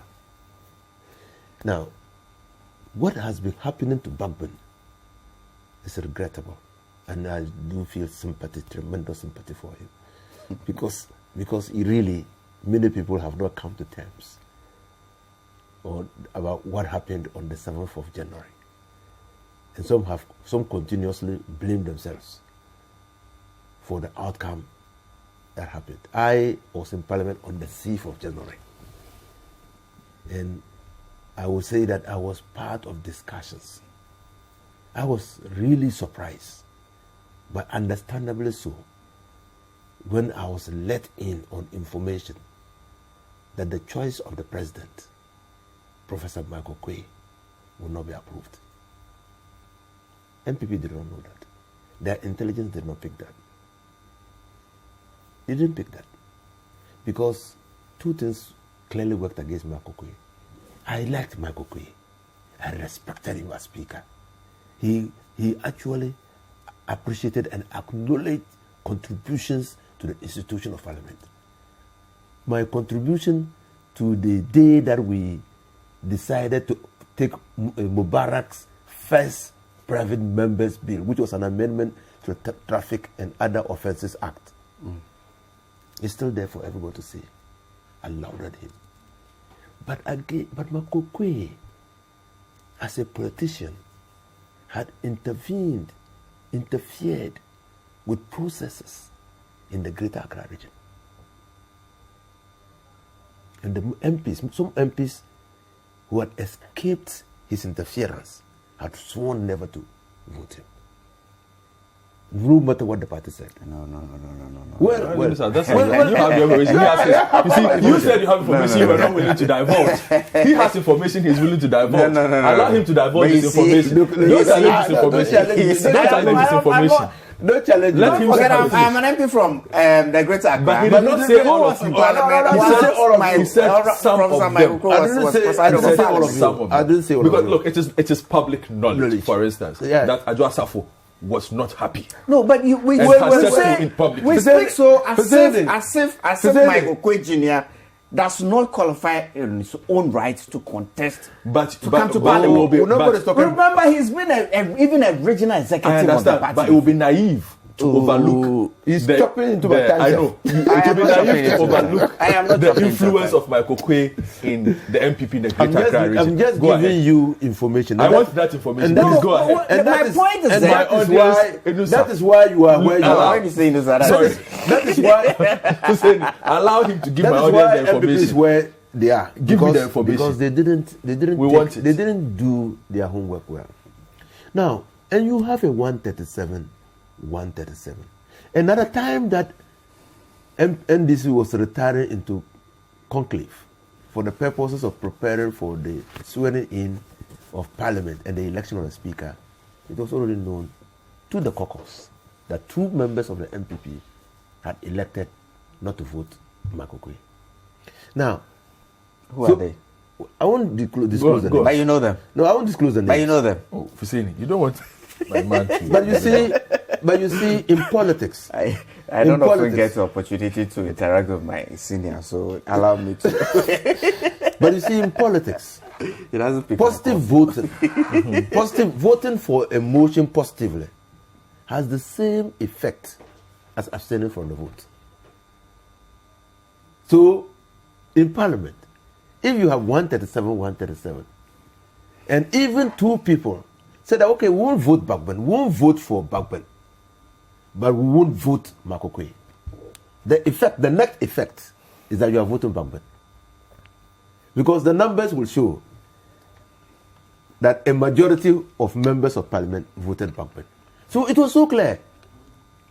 Now, because they have not come to terms, and you hear people saying that, oh, Bagban is NDC, Bagban, there is no law that prevents a president from choosing a person who has a different political situation in presiding over the House. There's no law that prevents that. So the fact that Bagban has an NDC background should not operate to frustrate him in the performance of his functions. And that is what the First Deputy Speaker is doing. What the First Deputy Speaker has done is consistently set himself up as an alternate Speaker. And that's what he's doing. So if MPP could not have a Speaker, they now have a Speaker in the First Deputy Speaker. But you said something interesting. He can only sit when he's invited. Yes, so when he's invited. But he's being invited. He's been invited a lot by somebody who does not think. I didn't use the last time I used parallel, I was invited to the BN. That's why I didn't use parallel. Because he can't sit at the same time that government is sitting. Yes, so he cannot be parallel. Was advocating for a temporal government. So that's why I've not used parallel. But if you know that this person has a track record of setting aside what you do or disagreeing with you, why do you give him the opportunity so many times? But because that's what the standing order says. If you cannot, and the First Deputy Speaker is there, you invite him. If the first deputy speaker, unless he's not there, if he's there, you have to invite him. You see, order, respect, consistency. Can you imagine if the first and deputy speakers are there and the speaker wants to leave the chair and invites the second deputy speaker instead of the first? You'll be introducing confusion into Parliament. And that's why by the practice and conventions of parliamentary practice, you don't do that. Now, when you invite the deputy speaker, he chairs as deputy speaker. So you should be mindful of decisions that you have taken. And this particular decision to reverse the exercise of judgment or the use of discretion by the speaker to admit a motion to set up a committee under Order 191 to investigate COVID-19 funds. The speaker haven't exercised that discretion, and he alone has that discretion. He alone has that discretion to admit the motion. And he admits the motion, and the speaker says, no, the admission of the motion was an error. You do not understand. He erred in admission the motion because there's a problem at council. So you are questioning. You see, it's just like a court of appeal. I mean, the court of appeal judge questioning the ruling of a Supreme Court judge. You understand? Or a high court questioning a court of appeal. Or a second court questioning a high court. You don't do that.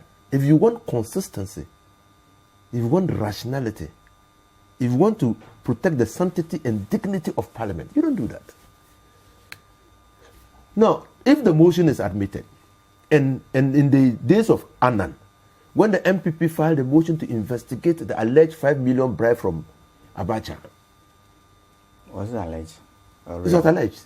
Because no court. Subsequent No. No court, no.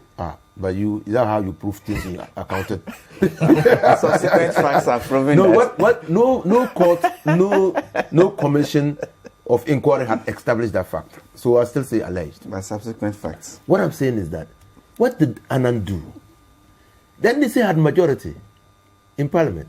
But the motion was admitted by Justice Annan. Now, when the motion was admitted, a counter motion was filed. Whether or not it was proper to set up the committee in view of the investigations that was being carried out by other state agencies. And that motion was debated, And when that motion was debated, a vote was taken on that motion. It was said that it would be wrong for Parliament to set up a parallel investigative body to those investigative bodies carrying out. And that's how that motion was defeated. It wasn't rejected because somebody would get up and raise a preliminary objection that other committees or commissions are investigating. No. That's how Parliament takes decisions. You debate it. Okay. So I don't know why, unless, of course, he was playing a game plan. I don't know why he entertained the objection, the preliminary objection that was raised to the admission of the motion, and put himself in that you should have just advised that they file a counter motion and demonstrate to the Parliament that, look, and the counter motion will be debated on the floor of the House and the vote taken, and if the counter motion succeeded, then. But you know why? Hold on for me. I have some new information coming in. I need to take a break to just deal with that. We'll take a break. We'll be right back. We're back on the big issue, and we have a response actually from the first deputy speaker, the Honorable Joseph Osei-Wusu. He has issued a statement today in response to the Right Honorable Speaker's communication on 23rd February 2020. It's quite a lengthy, I think it's 5 pages, if I'm not mistaken. I wanted to read all of it, but perhaps time might not permit. I don't know, Fred, if I can do that. But, okay, so let me just go through this quickly. It says, ladies and gentlemen, I've had to resort to the media to respond to the formal statements by the Speaker of Parliament, Right Honorable Alban Bagbin, to the House in the full glare of the media, because I, unlike the Speaker, do not have the privilege of the use of Order 53(1)(e), which the Speaker has frequently resorted to in the 8th Parliament. On Wednesday, 23rd February, Mr. Speaker once again issued one such formal communication by Mr. Speaker. In the said formal communication, Mr. Speaker purported to comment on the error which in his view I committed when I permitted the Deputy Majority Leader to raise a preliminary objection to a motion Mr. Speaker had earlier admitted and which was advertised on the order paper for the 23rd of February. Mr. Speaker's complaint is that I should not have allowed the motion to be moved after same had been seconded, but rather I should have allowed it to be moved before the motion he had earlier admitted was seconded. I have read that Mr. Speaker said that he had directed and actually instructed me to allow the Deputy Leader to move his motion before it was seconded. Whilst I do not doubt Mr. Speaker's statement, I must confess that I heard otherwise, and I indeed so ruled and stated that the objection be moved after secondment. The Hansard will bear me out that I stated clearly that Mr. Speaker said the motion or the preliminary objection be moved after secondment. Indeed, if this was an error, it was an error I shared with the minority, which also confirmed what I thought I heard Mr. Speaker say. But Mr. Speaker did not end it at pointing out my purported miscommunication or misapprehension of his order. Rather, he continued to comment on what he says has become the penchant of the Honourable First Deputy Speaker to overrule my rulings, is to say the least unconstitutional, illegal and offensive. That's a quote. This is where I find Mr. Speaker's communication to the House most unfair and totally unreflective of my conduct as the First Deputy Speaker in the 7th and 8th Parliament. Mr. Speaker proceeded to cite as an example my ruling by the majority to declare the purported vote to reject the 2022 budget by 137 of the 275-member House of Parliament as falling short of the number required to take a decision and therefore unconstitutional, null and void. In fact, in his statement from the chair, subsequent to that ruling, he described my conduct as tantamount to insubordination. On that occasion, I characteristically elected not to comment on Mr. Speaker's statement in public in order not to create the impression that there's tension between him and his deputy. There is, however, no doubt that in putting the question when the record showed that there were less than half of all members of Parliament in the chamber, Mr. Speaker had contravened under 1091 of the Standing Orders and, more importantly, Article 1041 of the 1992 Constitution. The purported decision of the House was a nullity, and I rightly so declared it. Ladies and gentlemen, admission of a motion by the Speaker is an administrative exercise. When the Speaker admits a motion and forwards it through the process to the Business Committee and same is programmed and advertised on the order paper, that marks the end of that process. The admission of the motion is complete, a fait accompli. I cannot, by any stretch of imagination, see how that can be called a ruling of Mr. Speaker and how I can overturn such a ruling. I hold the view, however, that once the motion has been advertised on the order paper and placed before the House, a member is entitled to raise an objection to question its legality or otherwise. When any such objection is raised and is argued, as was the case on Tuesday, the 22nd of February, the presiding officer, whether it is Mr. Speaker himself, any of his deputies, or a member elected to preside, that presiding officer is duty-bound to make a ruling after that objection has been argued. On 22nd February, when Mr. Speaker invited me to take the chair, he, Mr. Speaker, had already admitted the motion to raise the preliminary objection and had indeed directed when that motion should be taken. After I heard arguments from the proponents of the motion and adversaries, I was convinced that the objection was well placed and I therefore sustained it. It was never a review of any decision earlier taken by Mr. Speaker to admit the motion to set up a special committee, as he seems to suggest in his formal communication. I relied on Order 191 of the Standing Orders in coming to the decision I arrived at. I am still convinced that the Public Accounts Committee of Parliament has the mandate and character as the committee sought to set up by the motion earlier admitted by Mr. Speaker. To say that my ruling is offensive, illegal, or unconstitutional because he would have ruled differently is, in my view, a rather dangerous approach to democracy.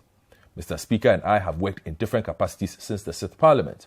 In the 6th Parliament, whilst he was chairman of the Constitutional and Legal Committee, I was the ranking member of the same committee. We worked closely together on a number of bills, and we had different views on a number of issues during our work. We each strongly argued our positions, and when we could not reconcile our different positions, we agreed to disagree, but we each respected the other's right to his view. In the 7th Parliament, we were the two deputy speakers to the then Speaker of Parliament, Right Honourable Michael Quay. On and out of the floor of Parliament, we held different views on a number of issues. Holding a different view on issues from Mr. Speaker, therefore, is not new to him. Since becoming the Speaker, however, Right Honourable Bagbin appears to think that holding a different view from himself is unbecoming and insubordinate of a Deputy Speaker. Indeed, Mr. Speaker's last description of my ruling as illegal, unconstitutional and offensive is most unfortunate, an epitome of intolerance of differing views. Ladies and gentlemen, I would like to place on record that the Speaker, a Deputy Speaker or a member presiding, exercises the same powers and applies the same standing orders and constitutional provisions to manage the House whilst on the chair. It is not the case of the President and his Vice, as Mr. Speaker suggests. As many times as I have the opportunity to preside, I will apply the standing orders and relevant constitutional provisions as I understand them, and if need be guided by precedent. I have never entertained any application for a review of a ruling of Right Honourable Speaker, and I will never do so. Finally, in Mr. Speaker's last communication to the House, he stated, in fact, the Honourable First Deputy Speaker was in my office, and I'm telling you that I told him before leaving to the airport. Yes, I went to Mr. Speaker's office to inform him that I am leading Ghana's delegation to the Pan-African Parliament meeting in Addis Ababa, Ethiopia, on the morning of 23rd February. But it is not true that Mr. Speaker commented on my ruling in my presence at that meeting. Neither did he say any of the things in his statement to me. Rather, he said he had complaints that had overruled the minority's motion, but he has now obtained copies of the proceedings of the 22nd, and he's now going to take a look at it. He then moved on to discuss other things relating to our work as a parliament. Indeed, he said he had not read the proceedings as at the time I was with him, so I'm surprised to hear that he has commented on it to me. I have never shied away from showing my disagreement with Mr. Speaker if need be. In my view, that is what democracy is. In my view, that is what democracy is about, and that is what it ought to be.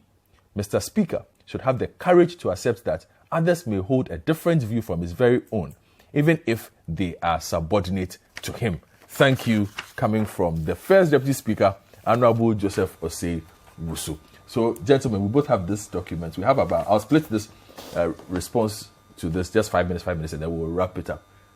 I'm not commenting on Adwoa Safo. Yeah, you know why? Do Adwoa Safo, then we'll come back to this. Yeah. You want to do Adwoa? Okay, why do you want to comment? We'll put Adwoa Safo at the end. So let's deal with this one, and then you can go quickly. So, Fuseni. We've heard from his side of the story, and he seems to explain quite clearly what his understanding of his position is and what he's supposed to do. And he's clear that he's following he's doing everything.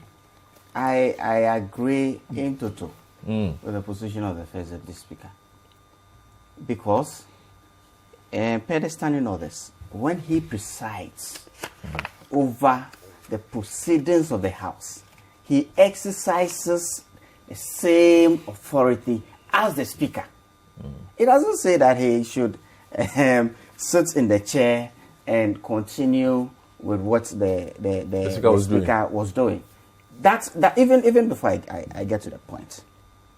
The case of the motion being accepted by the Speaker, there are procedures. I mean, before a motion is accepted at plenary, you should have shown to the Speaker it has gone through processes. And like he said, those are administrative processes. And once you admit the motion, fair complete, the process is there. The next stage is where issues start at plenary. So at plenary, for what I glean, and for information I got, is exactly what the First Deputy Speaker is expressing in this release. There was a motion.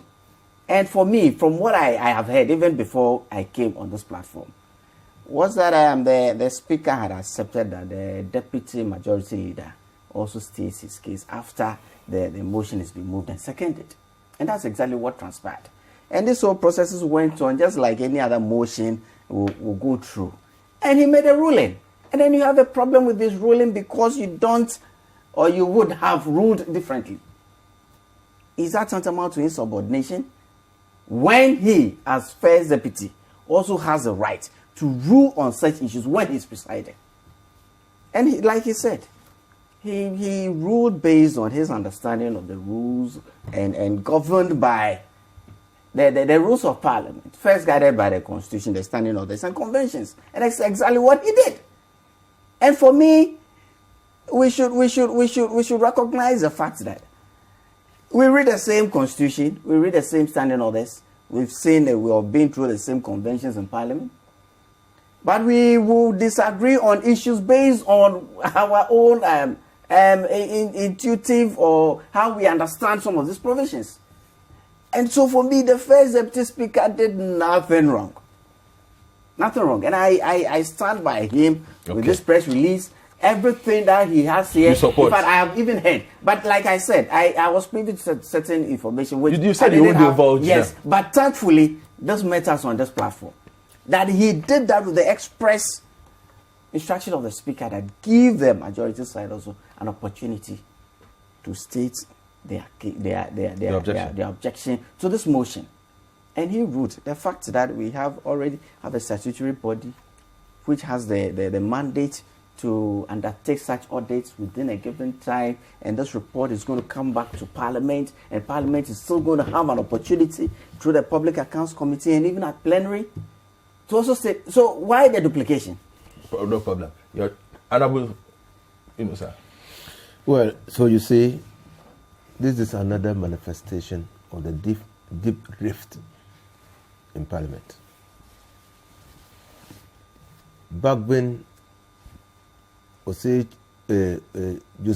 Osei-Wusu, back when the Speaker, Joseph Osei-Wusu, is a member of Parliament and also a first Deputy Speaker. The subject matter of what we are discussing happened in Parliament. The doors of Parliament are not closed to Joseph Osei-Wusu, but he decides to cut the court of public arena. And that is the rift. I can assure you that even though I'm not Bagwen, but I feel and believe that Bagwen will not be happy with this statement. And it will further entrench the rift. I thought that, and so I agree with Kujo Asante. Parliament should take opportunity in the new standing orders that they are coming up with to clearly demarcate and define the functions of the Speaker, the powers of the Speaker, the powers of the Deputy Speakers, and any other person presiding. Okay. It should be done. Clear. But Order 53 is order of business.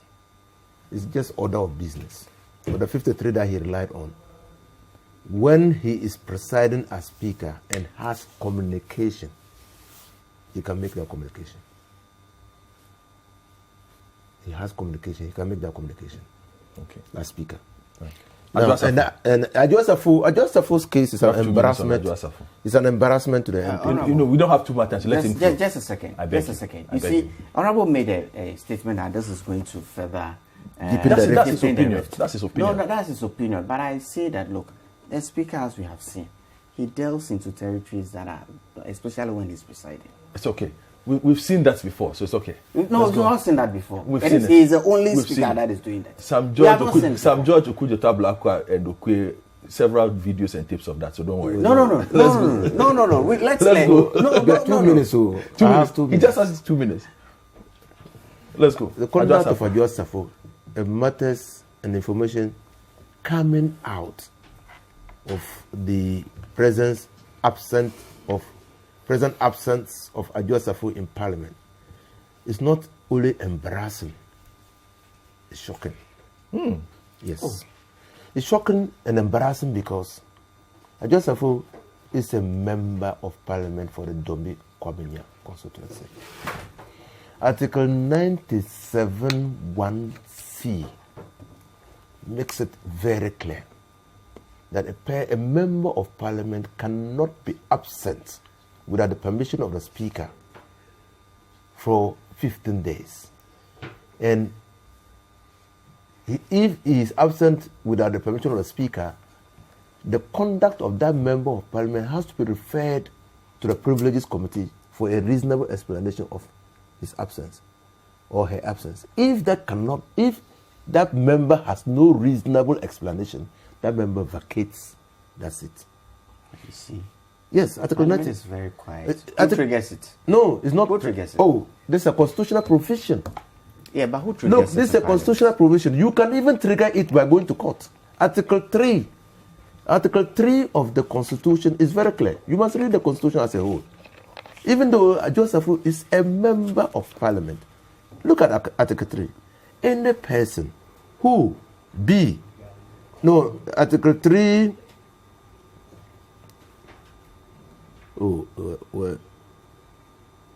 Just a minute. I just read it a few minutes ago. Article 3, Article 2. Article 2 of the Constitution, enforcement of the Constitution. Any person who alleges, and 21B, any act or omission of any person is inconsistent with or is in contravention of a provision of this Constitution may bring an action in the Supreme Court for a declaration to that effect. So you, Fesene, if Adwoa Safo, and Article 97, 1C is a provision of this Constitution. Okay. And if you allege that the act of absenting herself from Parliament or the omission of not attending Parliament is in contravention of a provision of this Constitution, bring an action in the Supreme Court. So it's very clear. What needs to be done? What needs to be done? And if you decide to take a parliamentary route, then her conduct must be raised with the privileges in Parliament. And then the Speaker will refer her conduct to the Privileges Committee for investigation. And that is where, because of the principles or rules of natural justice, or the alterum partem, hear her first. Now, because of that rule of natural justice, you have to listen to her for an explanation. If in the view of the Parliamentary Committee on Privileges, her explanation is reasonable, she's okay. She's okay. If they come to the conclusion that her explanation is not reasonable and that she left Parliament without any reason, then they recommend to Parliament that she vacates her seat. And the vote will be taken in Parliament. But any person, you and I, can trigger this, can go to Interesting. court. All right. Thank you very much on that. Let's move the conversation on. Let's do a bit of international relations. Honorable, he doesn't like being called honorable. Inusaf Hussein, former member of Parliament, etc. You are still with me on this. Hussein Nisa, you are welcome to stay as well. If you want to have that conversation. But we'll be joined for this part of the conversation by Stephen Gush. He's the head of the Russia-Africa program at the South African Institute of International Affairs, specializes in Russia and specializes in African affairs. So he was joining this part of the conversation as well. But I think everybody's aware of what has been happening in Russia, where Russian forces, under the instruction of their president, Vladimir Putin, have launched a full-scale assault on Ukraine, attacking cities from the north, east, and south. We've seen reports of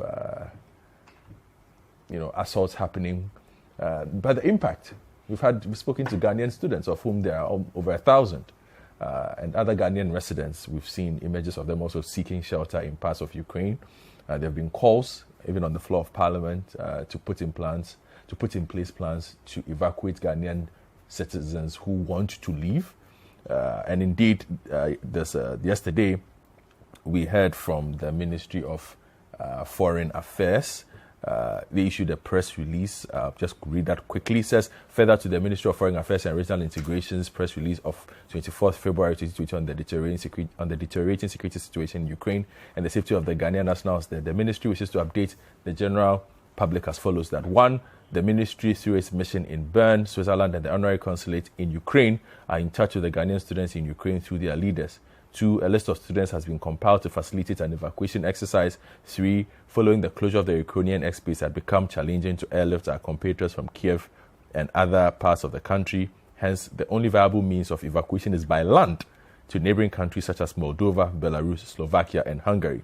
4, discussions with the authorities in Switzerland, Turkey, Moldova, Poland, Hungary, Romania, and Slovakia to assist with the smooth evacuation of Ghanaians in Ukraine are far advanced. The officials of the relevant Ghana diplomatic missions and honorary consuls are on standby to facilitate the passage of students who had commenced their journey by road to Romania and Hungary, and that the government has put in place the necessary package to facilitate the transportation, accommodation, feeding, medical support to ease the burden on our compatriots. As the Ministry of Foreign Affairs and Regional Integration continues to engage with other stakeholders such as the Ghana Scholarship Secretariat, the Security Service and other state institutions, we urge our compatriots to remain calm as measures are finalized for their imminent safe evacuation. The ministry will keep updating the general public on the progress of the evacuation exercise. This was sent to all media houses from the Ministry of Foreign Affairs. But let me get on Zoom and speak to Stephen Grace, who's joined this part of the conversation. Stephen, good afternoon and welcome to the big issue in Ghana.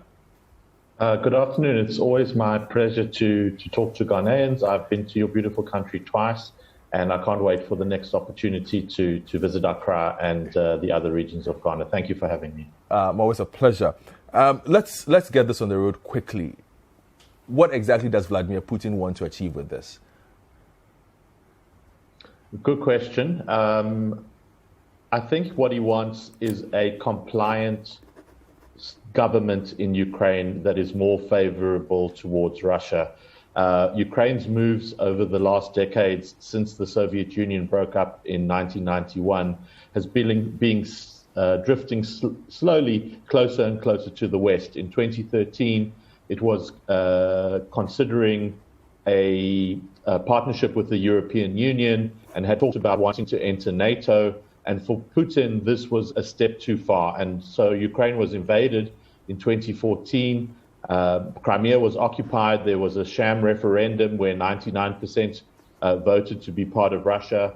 And there's been a low-level conflict in the Donbas region for the last 8 years, where 14,000 Ukrainians have died in that conflict.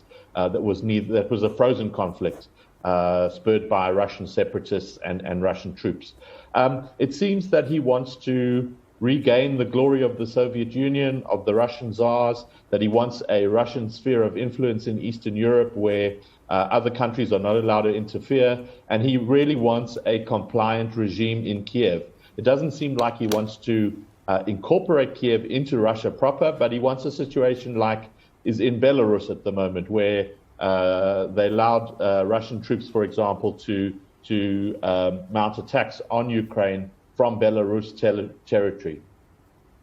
I'm interested, but you're talking about the search for compliance. In this era that we live in this world that we live in, is 2022. Wouldn't one say an invasion of a sovereign country under this pretext be a bit of an extreme act just to get compliance? Absolutely. I think it is an extreme act. Many thought that they would never see a war of this scale on European soil ever again after the European integration project, after the end of the Cold War. And this is really a big country throwing its weight around, intimidating a small country, invading, attacking, undermining, and it's deplorable. And I think credit must go to the African countries sitting on the UN Security Council, of which Ghana is one of them, as I'm sure you well know, along with Gabon and Kenya. All three made very strong statements in support of a UN resolution on Ukraine, condemning Russia. Of course, Russia itself vetoed that resolution, so it was not passed. But I think all credit can go to our three African representatives on the UN Security Council this year for taking a very strong and unequivocal stand on this conflict and on where its origins were and what needs to be done. You talk about the responses, and it's about words again. Ghana used strong words, Kenya used strong words, Gabon used strong words. China holds a certain position that you cannot use these words. For the casual observer, there's a frustration with the international response to this. Could there have been other options? Absolutely. I think I can share the frustration of many of the citizens of the world. I mean, the bottom line is that I think African countries have very little leverage on this situation apart from our standing up for morals and principles. We don't have the huge amount of trade with Russia, although, of course, Russia has been much more engaged and involved in Africa in the last 20 years, and in particular since 2014, when many of its markets closed up because of the first round of sanctions for the first invasion of Ukraine. We've also seen the heavy presence of private military companies from Russia, including the Wagner Group, which have been involved in countries such as Central African Republic, Burkina Faso, Mali, and other countries in West Africa that have been subject to coups. There's a big correlation as to whether there was a coup and whether there were Russian mercenaries either in that country or in neighboring countries, but I'll leave that there. I mean, some say America should be sending troops, NATO should be sending troops. The fact is that Ukraine is not a member of NATO. It does have 30 members, of which at least 4 are neighbors of the of Russia. Those being Norway, Latvia, Lithuania, and Estonia. So I think the pretext of saying Russia doesn't want Ukraine in NATO because then NATO will be on its borders. The fact is NATO has been on its borders since 1949, when Norway joined, and since 2004 when the Baltic states joined. Because Ukraine's not a NATO member, NATO is not obliged to defend it. It is not because it goes by the principle of an attack on one is an attack on all. So there are no legal treaty obligations by countries to get involved in this war, which is a bit, I think, a sadness. There have been increasing over the last couple of days, increasing calls for sanctions and imposition of sanctions by Western countries mostly. But there have also been weapons shipments to Ukraine by NATO allies. But are we going to see American troops in Kiev tomorrow? I'm afraid we are not going to see that. Let me ask you about this quickly. Do you think Europe misread Russia on this? Do they think Putin was bluffing with this? I think they shouldn't have misread it, because we've seen at least twice before, in Georgia in 2008 and in Ukraine itself in 2014, that Putin is serious about this. I think what has shocked everybody really, though, is the scale of this invasion. Most were saying he would move into the eastern breakaway regions and take over, or help them take over more territory in the east of the country, which is mainly Russian-speaking. But he has launched troops and missiles from land, from sea, from air, and are approaching very, very quickly onto Kiev, the capital. There have been skirmishes in the outer suburbs. The Chernobyl nuclear reactor, which we all know in 1986 blew up and caused incredible human and environmental damage, that was taken by Russian troops yesterday.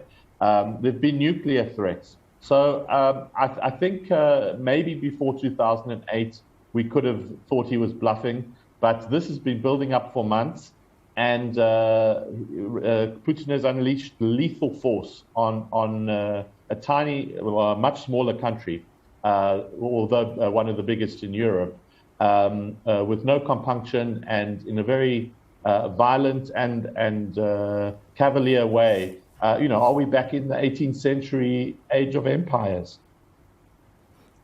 Again, for the lay person who look at some of these things, they always look at this with regards to conspiracies.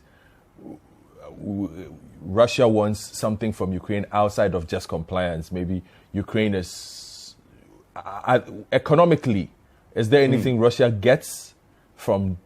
So as I say, I don't think Russia is going to formally annex Ukraine. I may be wrong. I think nobody really knows where this is going to end. But if there's a friendly regime in Kiev, Russia gets access, more access to Ukrainian minerals. Ukraine is a very big agricultural producer of grain, of wheat, of barley, of rye. Maybe Russia gets access to that. So there are economic motives, I guess. But again, I'm reiterating that I think what Russia wants is a vassal state. It wants a friendly regime in Kiev because it's had these grand designs to reverse what happened between 1989 and 1991 when the Cold War ended. He's redrawing the map of Europe, or attempting to do so. Now, let's look at this from the Africans, the side of from our side. Somebody will say, well, this is a war or an incident in Eastern Europe. How does this affect us? But there are economic linkages, aren't there? Absolutely. I mean, the world is a very interconnected place these days, and what happens in one part affects what happens in other parts. So I'll give you a couple of examples. One is the oil price, which has gone up sharply over the last few days. That means that fuel is going to cost more in our countries. That means inflation is going to rise and food prices are going to rise. The other thing, as I mentioned, is both are agricultural countries, and both export a great deal of grain and cereals to Africa, including North Africa. Countries like Tunisia and Morocco and Algeria and Egypt get a huge amount of their supplies from Ukraine and Russia, and this is likely to be damaged if this war goes on for a long time. If you have an investment, if you're invested in the Ghanaian stock exchange, or you have a pension, or you have a retirement annuity, markets are taking a hit. So you are going to be worth less than you were worth yesterday. And the most important thing for me is that this is about principles. This is about the principles of respect, of territorial integrity, of sovereignty, all of which are important African values. And if Russia can do this to a friendly neighbor, what's going to stop China doing this to Taiwan? What is this going to stop Libya trying to take over Algeria? What's to stop South Africa intimidating Lesotho? If we don't hold onto these important principles of our international system, everything is called into question. It's a real test for the United Nations. It has so far not stepped up to the plate. It's something that Secretary General Guterres has been asking for. My own President Cyril Ramaphosa has been asking for a greater UN role. But of course, it's difficult because Russia is a permanent member of the UN Security Council, has already vetoed a Security Council resolution. India abstained, the United Arab Emirates abstained, and so did China abstain. We have a council that's paralyzed by big power politics. So these are testing times, but I don't think anybody should be under the illusion that the war is not going to affect them. In the short term, it may help our countries which are metals exporters and minerals exporters and natural resource exporters, because if Russian supply or Ukrainian supply is not able to get into the international system, we may be able to pick up some of that trade.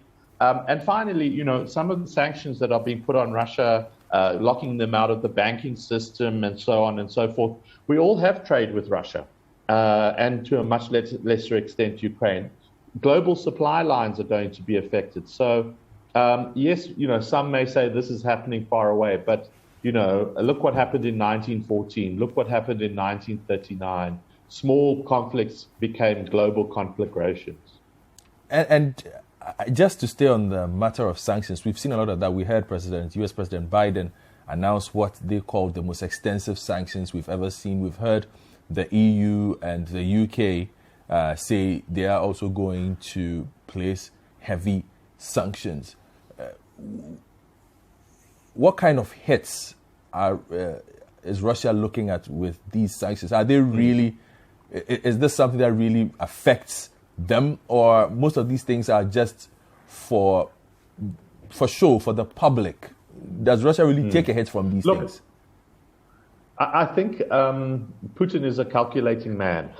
So in his calculations of what he was going to do, as they say in America, he would have baked in assumptions about sanctions. He would have expected sanctions.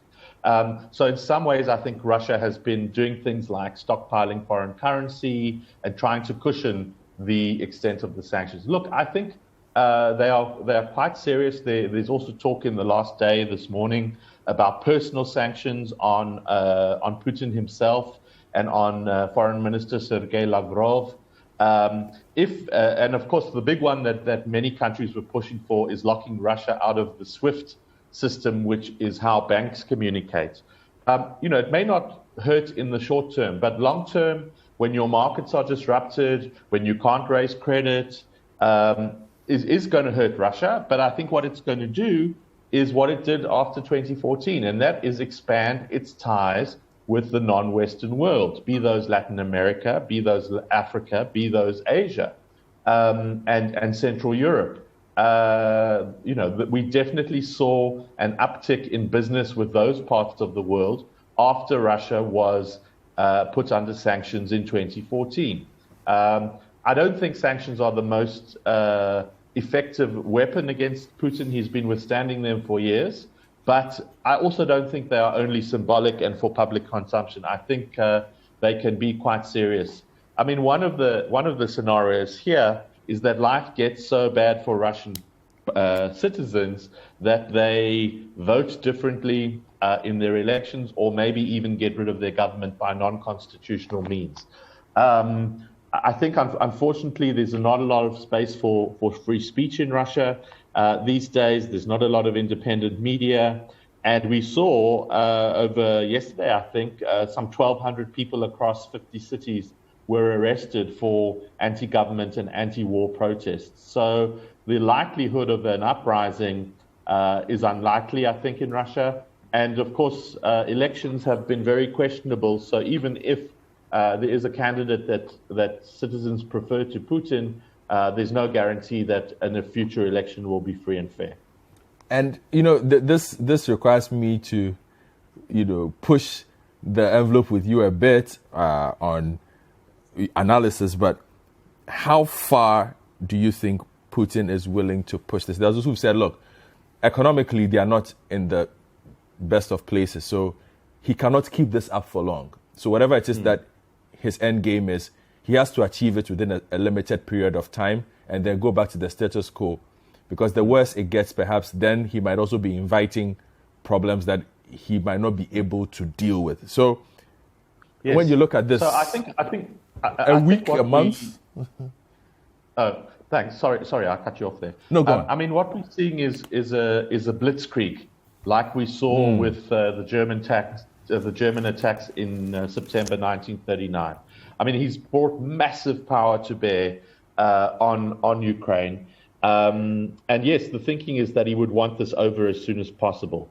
However, the Ukrainian armed forces and civilians have proved probably more resistant than he expected. They are fighting for their very lives, for the existence of their country, and they are doing it very bravely. I think we've also seen that from President Zelensky really rallying the troops and the population on social media and otherwise in a very, very difficult situation. So I think, is Putin going to attack Poland and Lithuania and Latvia tomorrow? No, I don't think so. Is he going to push for a change in NATO membership? I think he is. I don't think he's going to get it. I don't think you're ever going to see countries like the Baltics leave NATO despite Russian designs on them.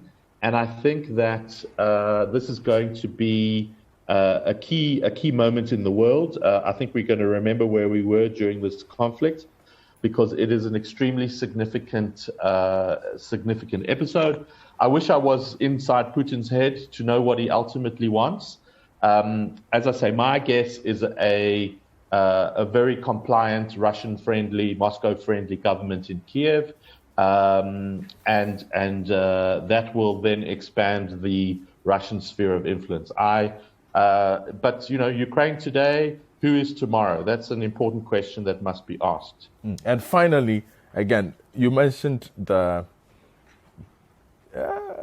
emasculation sort of the big boys based on international politics, especially the UN.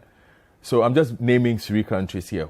Who is able to move Russia to at least slow down a bit? China.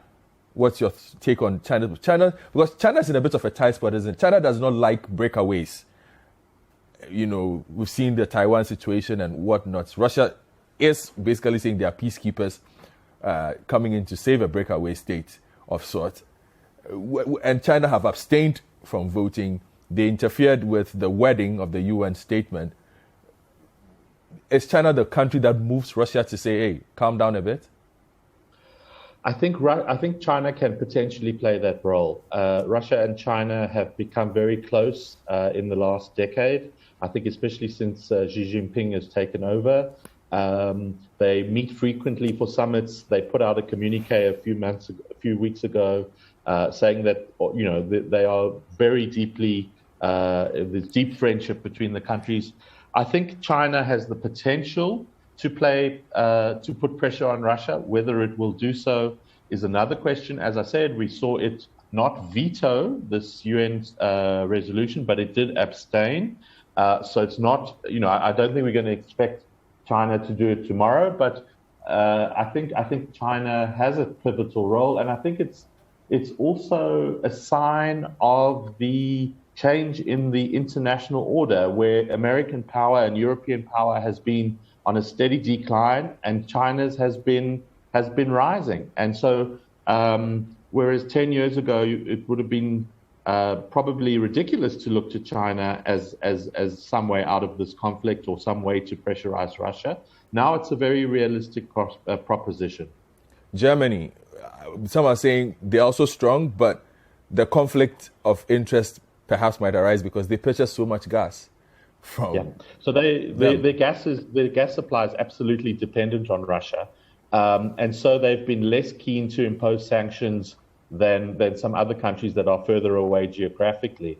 But Germany has also been involved in diplomacy. The new Chancellor Olaf Scholz has gone to speak to Putin, along with France's Emmanuel Macron. So Germany is very invested in this. What's interesting is how, so far, NATO has been able to hang together. But there are those who said that Germany opposes some of the harshest sanctions because, of course, it stands to be on the wrong side of them economically. And yeah, indeed, Russia has turned off the taps on gas supplies on previous occasions. And Germany doesn't yet have an alternative. So Germany's in a difficult position. All right. Thank you so much, Stephen Gross, for your time this morning. We've enjoyed the insights in Ghana. I will keep you on for 5 more minutes just so you can hear the perspectives of my guest in studio, and perhaps you can add to that. Inusa, so you've heard the European side, the African side. The Ghana side, obviously, is what has caught the attention here because we are looking at ways to bring our people who are there home. The Ministry of Foreign Affairs has given us a roadmap of what it is that they are trying to do. Because Russian airspace Ukrainian airspace is closed, so they are doing this by road. Not the easiest of circumstances. Yes, so the war in Ukraine is very unfortunate. It's a failure of the world order. A new world order will emerge after the Russia's invasion of Ukraine. NATO will definitely become more powerful. There will be an arms race in the Baltic states that are part of NATO because no one really understands what Russia will do next. So there will be an arms race. The NATO will definitely not intervene in this conflict because the fact that if they do intervene, the consequences can be tragic because there could be a third world war, and no one will want to see missiles falling in his cities.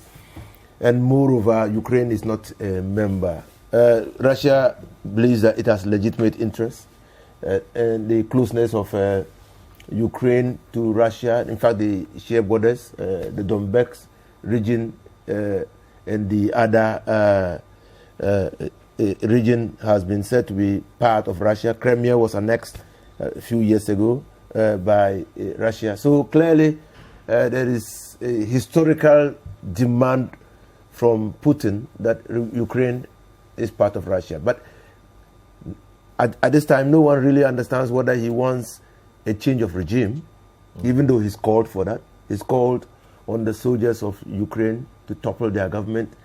While he's calling for that, he's arranging and asking for a meeting between himself and Zelensky to discuss the way forward. So no one really has been able to enter into Putin's mind to understand the game that he's playing, except that everybody's worried. America read, and precisely so, that with the numbers of troops and arsenal that have been massed up on the borders of Ukraine, Putin was going to attack, and that he was just looking for a pretext to be able to attack. For once, for the first time in a long time, American intelligence was on point. On point. So clearly, but the difficulty that I have understanding the invasion, even though I appreciate the strategic security concerns of Russia, is why diplomacy and dialogue could not be used to solve this problem. I mean, Russia has been able to get NATO to hold on to the application of Ukraine to join NATO. And if they have been able to do so, why they think that they can continue on that basis? Yes, and I agree. That's an interesting question, though. Hold on. Stephen. Yes. Can you help my good friend here with that question? Why did Russia stop talking? The talking would have... Nothing had really changed. Or progress had been made. Did we miss something?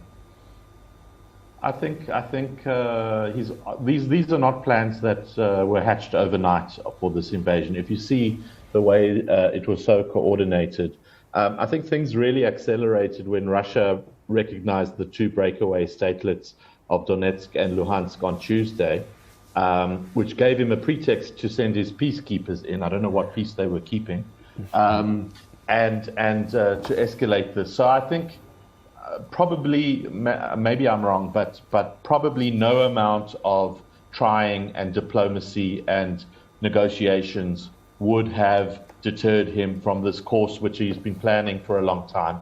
So, I commend the efforts of President Biden and President Macron and Chancellor Scholz and others who have been shuttling from Moscow to Paris to London to Washington. But some have said that NATO should just say, the fact is, there were no firm plans to integrate Ukraine into NATO and for it to become a member. That was acknowledged and recognized that would be very difficult, but it's never been completely ruled out. And the Americans and NATO are saying every country must be free to choose its own alliances, and they will not expel countries from NATO, and they will not say that Ukraine will never become a member of NATO. But the reality is there's no formal fast-track process for Ukraine to become a member of NATO. So, maybe that is something that could have been worked out diplomatically. But with this amount of troops going through a sovereign country like Belarus, launching attacks from the sea, this wasn't planned yesterday. Thank you very much, Stephen. So, Honorable...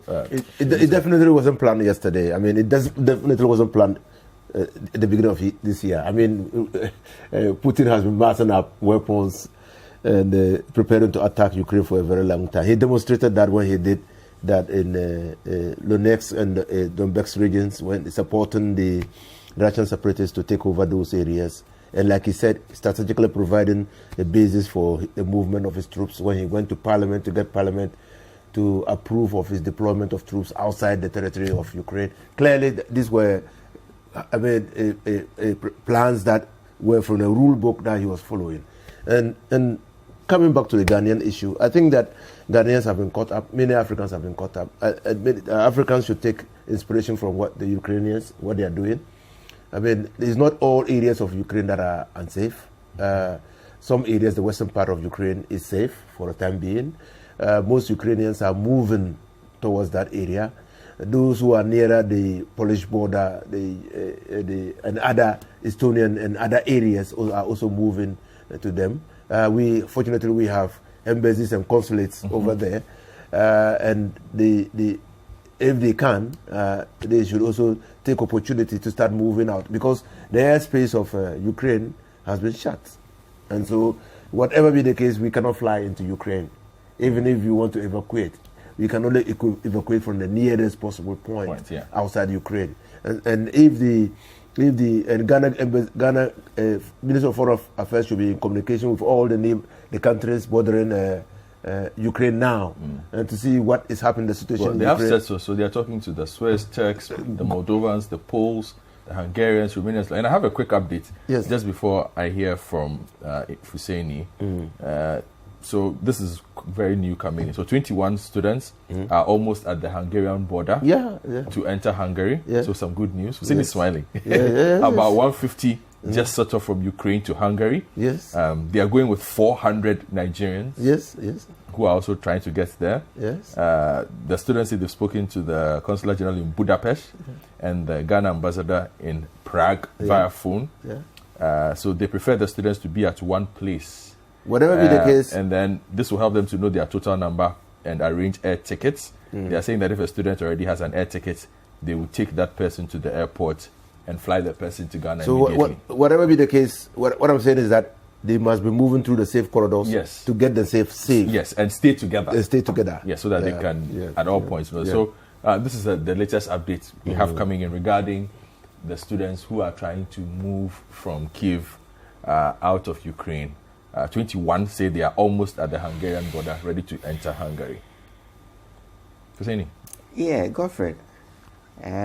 What we are gleaning from international media and geopolitics is it's quite very difficult situation for people caught up in this melee. But it still suffices to note that in 2022, who would have thought that with all the advancements and with all the experiences of a continent like Europe, we'll still go back into such a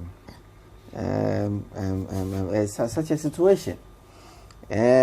For Russia to still think that they want to go to pre-1991 times of recreation of USSR or having compliant neighbors in 2022, I'm still wondering why nations can be able to enjoy their sovereignty and be able to associate with people, other nations that they think are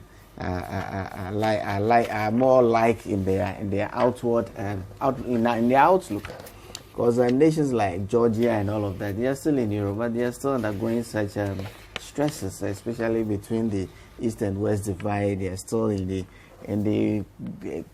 Gorbachev, Cold War era and all of that. But NATO as an organization also has a structure, and NATO has very different degrees of membership. I mean, countries like India, they have very complicated relationship with NATO. And looking at what is pertaining in Europe now, I can only hope that it doesn't protract for a long time, because for me as a Ghanaian, I think about the impact of such a conflict on our economy. Already look at what we are having today. Transport fares have gone up 15%. In the last couple of days, we have moved from $90 per barrel to 100. First time since 2014. First time highest price. We are experiencing highest prices in 8 years.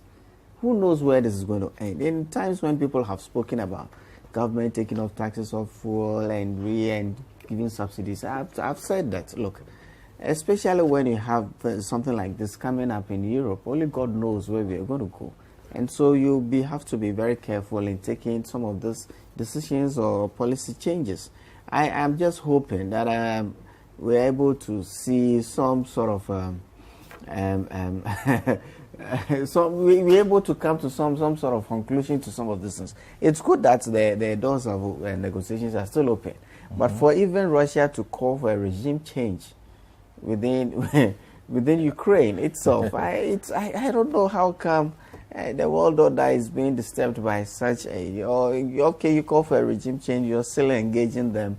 But for me, I'm thinking about the guy living in Akwetema, whose fuel prices are going to go up, transport costs is going to affect our food, it's going to affect, disestablish our economy, and already this is a global economy struggling to come out of COVID. You see, struggling to come out of COVID. We are struggling. Economies around the world are struggling. to come out of COVID with this. It's a U.S. already is experiencing inflation, the 40-year high inflation, similar to the UK economy. Energy costs across the world is going up. And then we are saddled with such a human-created disturbance that is going to affect the whole global economy. I still am struggling to see how come in 2022 the world will have to go through it. This is not like COVID where we had to look. For those of us who were quite young during the Iran-Iraq war and the Gulf War, in the early 90s, yes, still the impact of our economy. Some economies and some people have not still recovered since. I mean, it's been 30 years or so. And for us to think that today we still have arms and tomahawks and in fact, when I saw the first set of attacks, I thought it was a joke because, look, we've been seen on international media. The U.S. were quite spot on this time around. About a week earlier, they even called for their citizens to come back to the U.S. if they didn't have any business doing in Ukraine and all of that. And they had projected that it was going to attack. But I still kind of found it difficult to think that it was going to be a reality. But anyway, Ghana as a nation, we still have a role. This morning, I woke up to our stance at the Security Council. I think we were firm.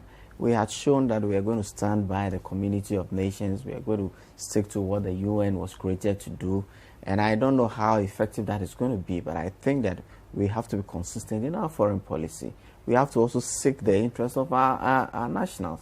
It's heartwarming to know that at least a few of our nationals are making some strides towards leaving the troubled nation and all of that. But look, you cannot blame anybody for being in Ukraine at this time, either pursuing their personal interests or national.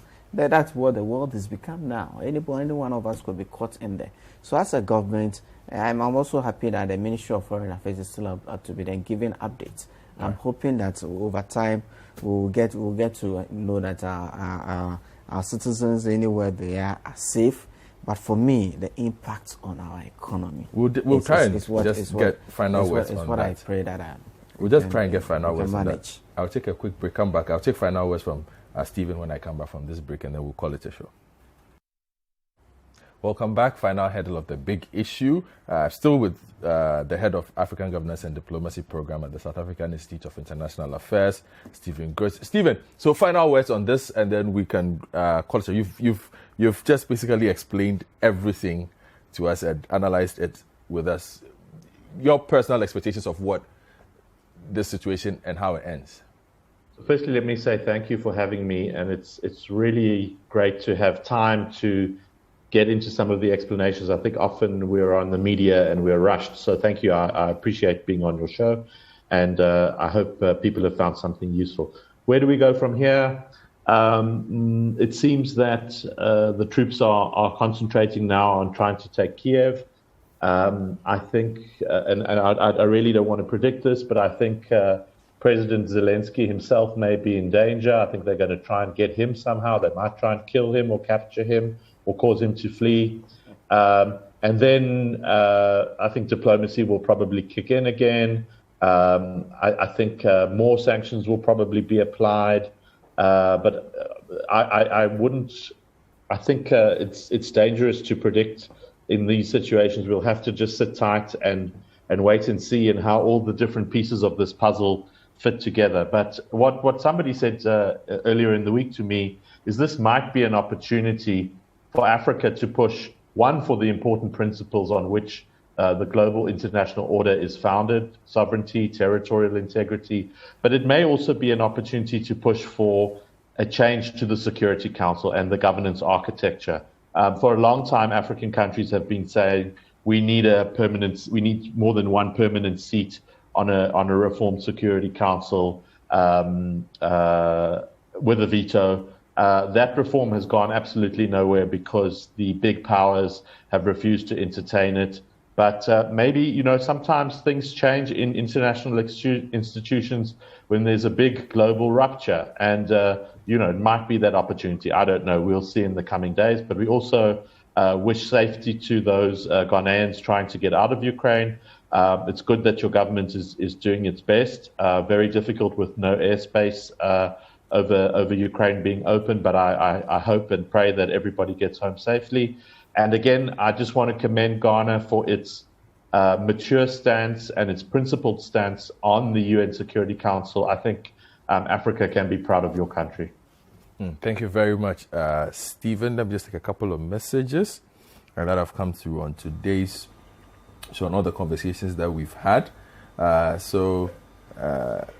Siemens from Jolu, and I'm just putting the messages together, from Parliament and everything, says, why won't Hussein Issa advise his comrades to also soften their stance?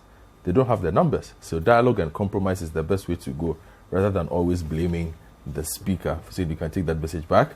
Akumia from Airport says, if you take something that doesn't belong to you, you only have a problem going forward.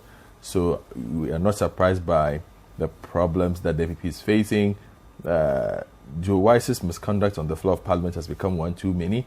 That is coming from Honorable Ayuba from Yabon.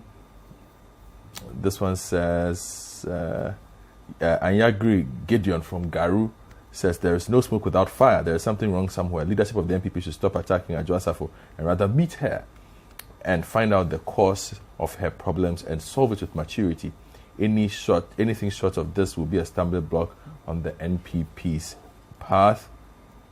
And Gamba Zahaga from Wale Wale says, I don't support what Dr. Mwakoba is saying, that the NPP is having 138 and NDC 137 in Parliament, so NPP is the majority in Parliament. Can I ask him this?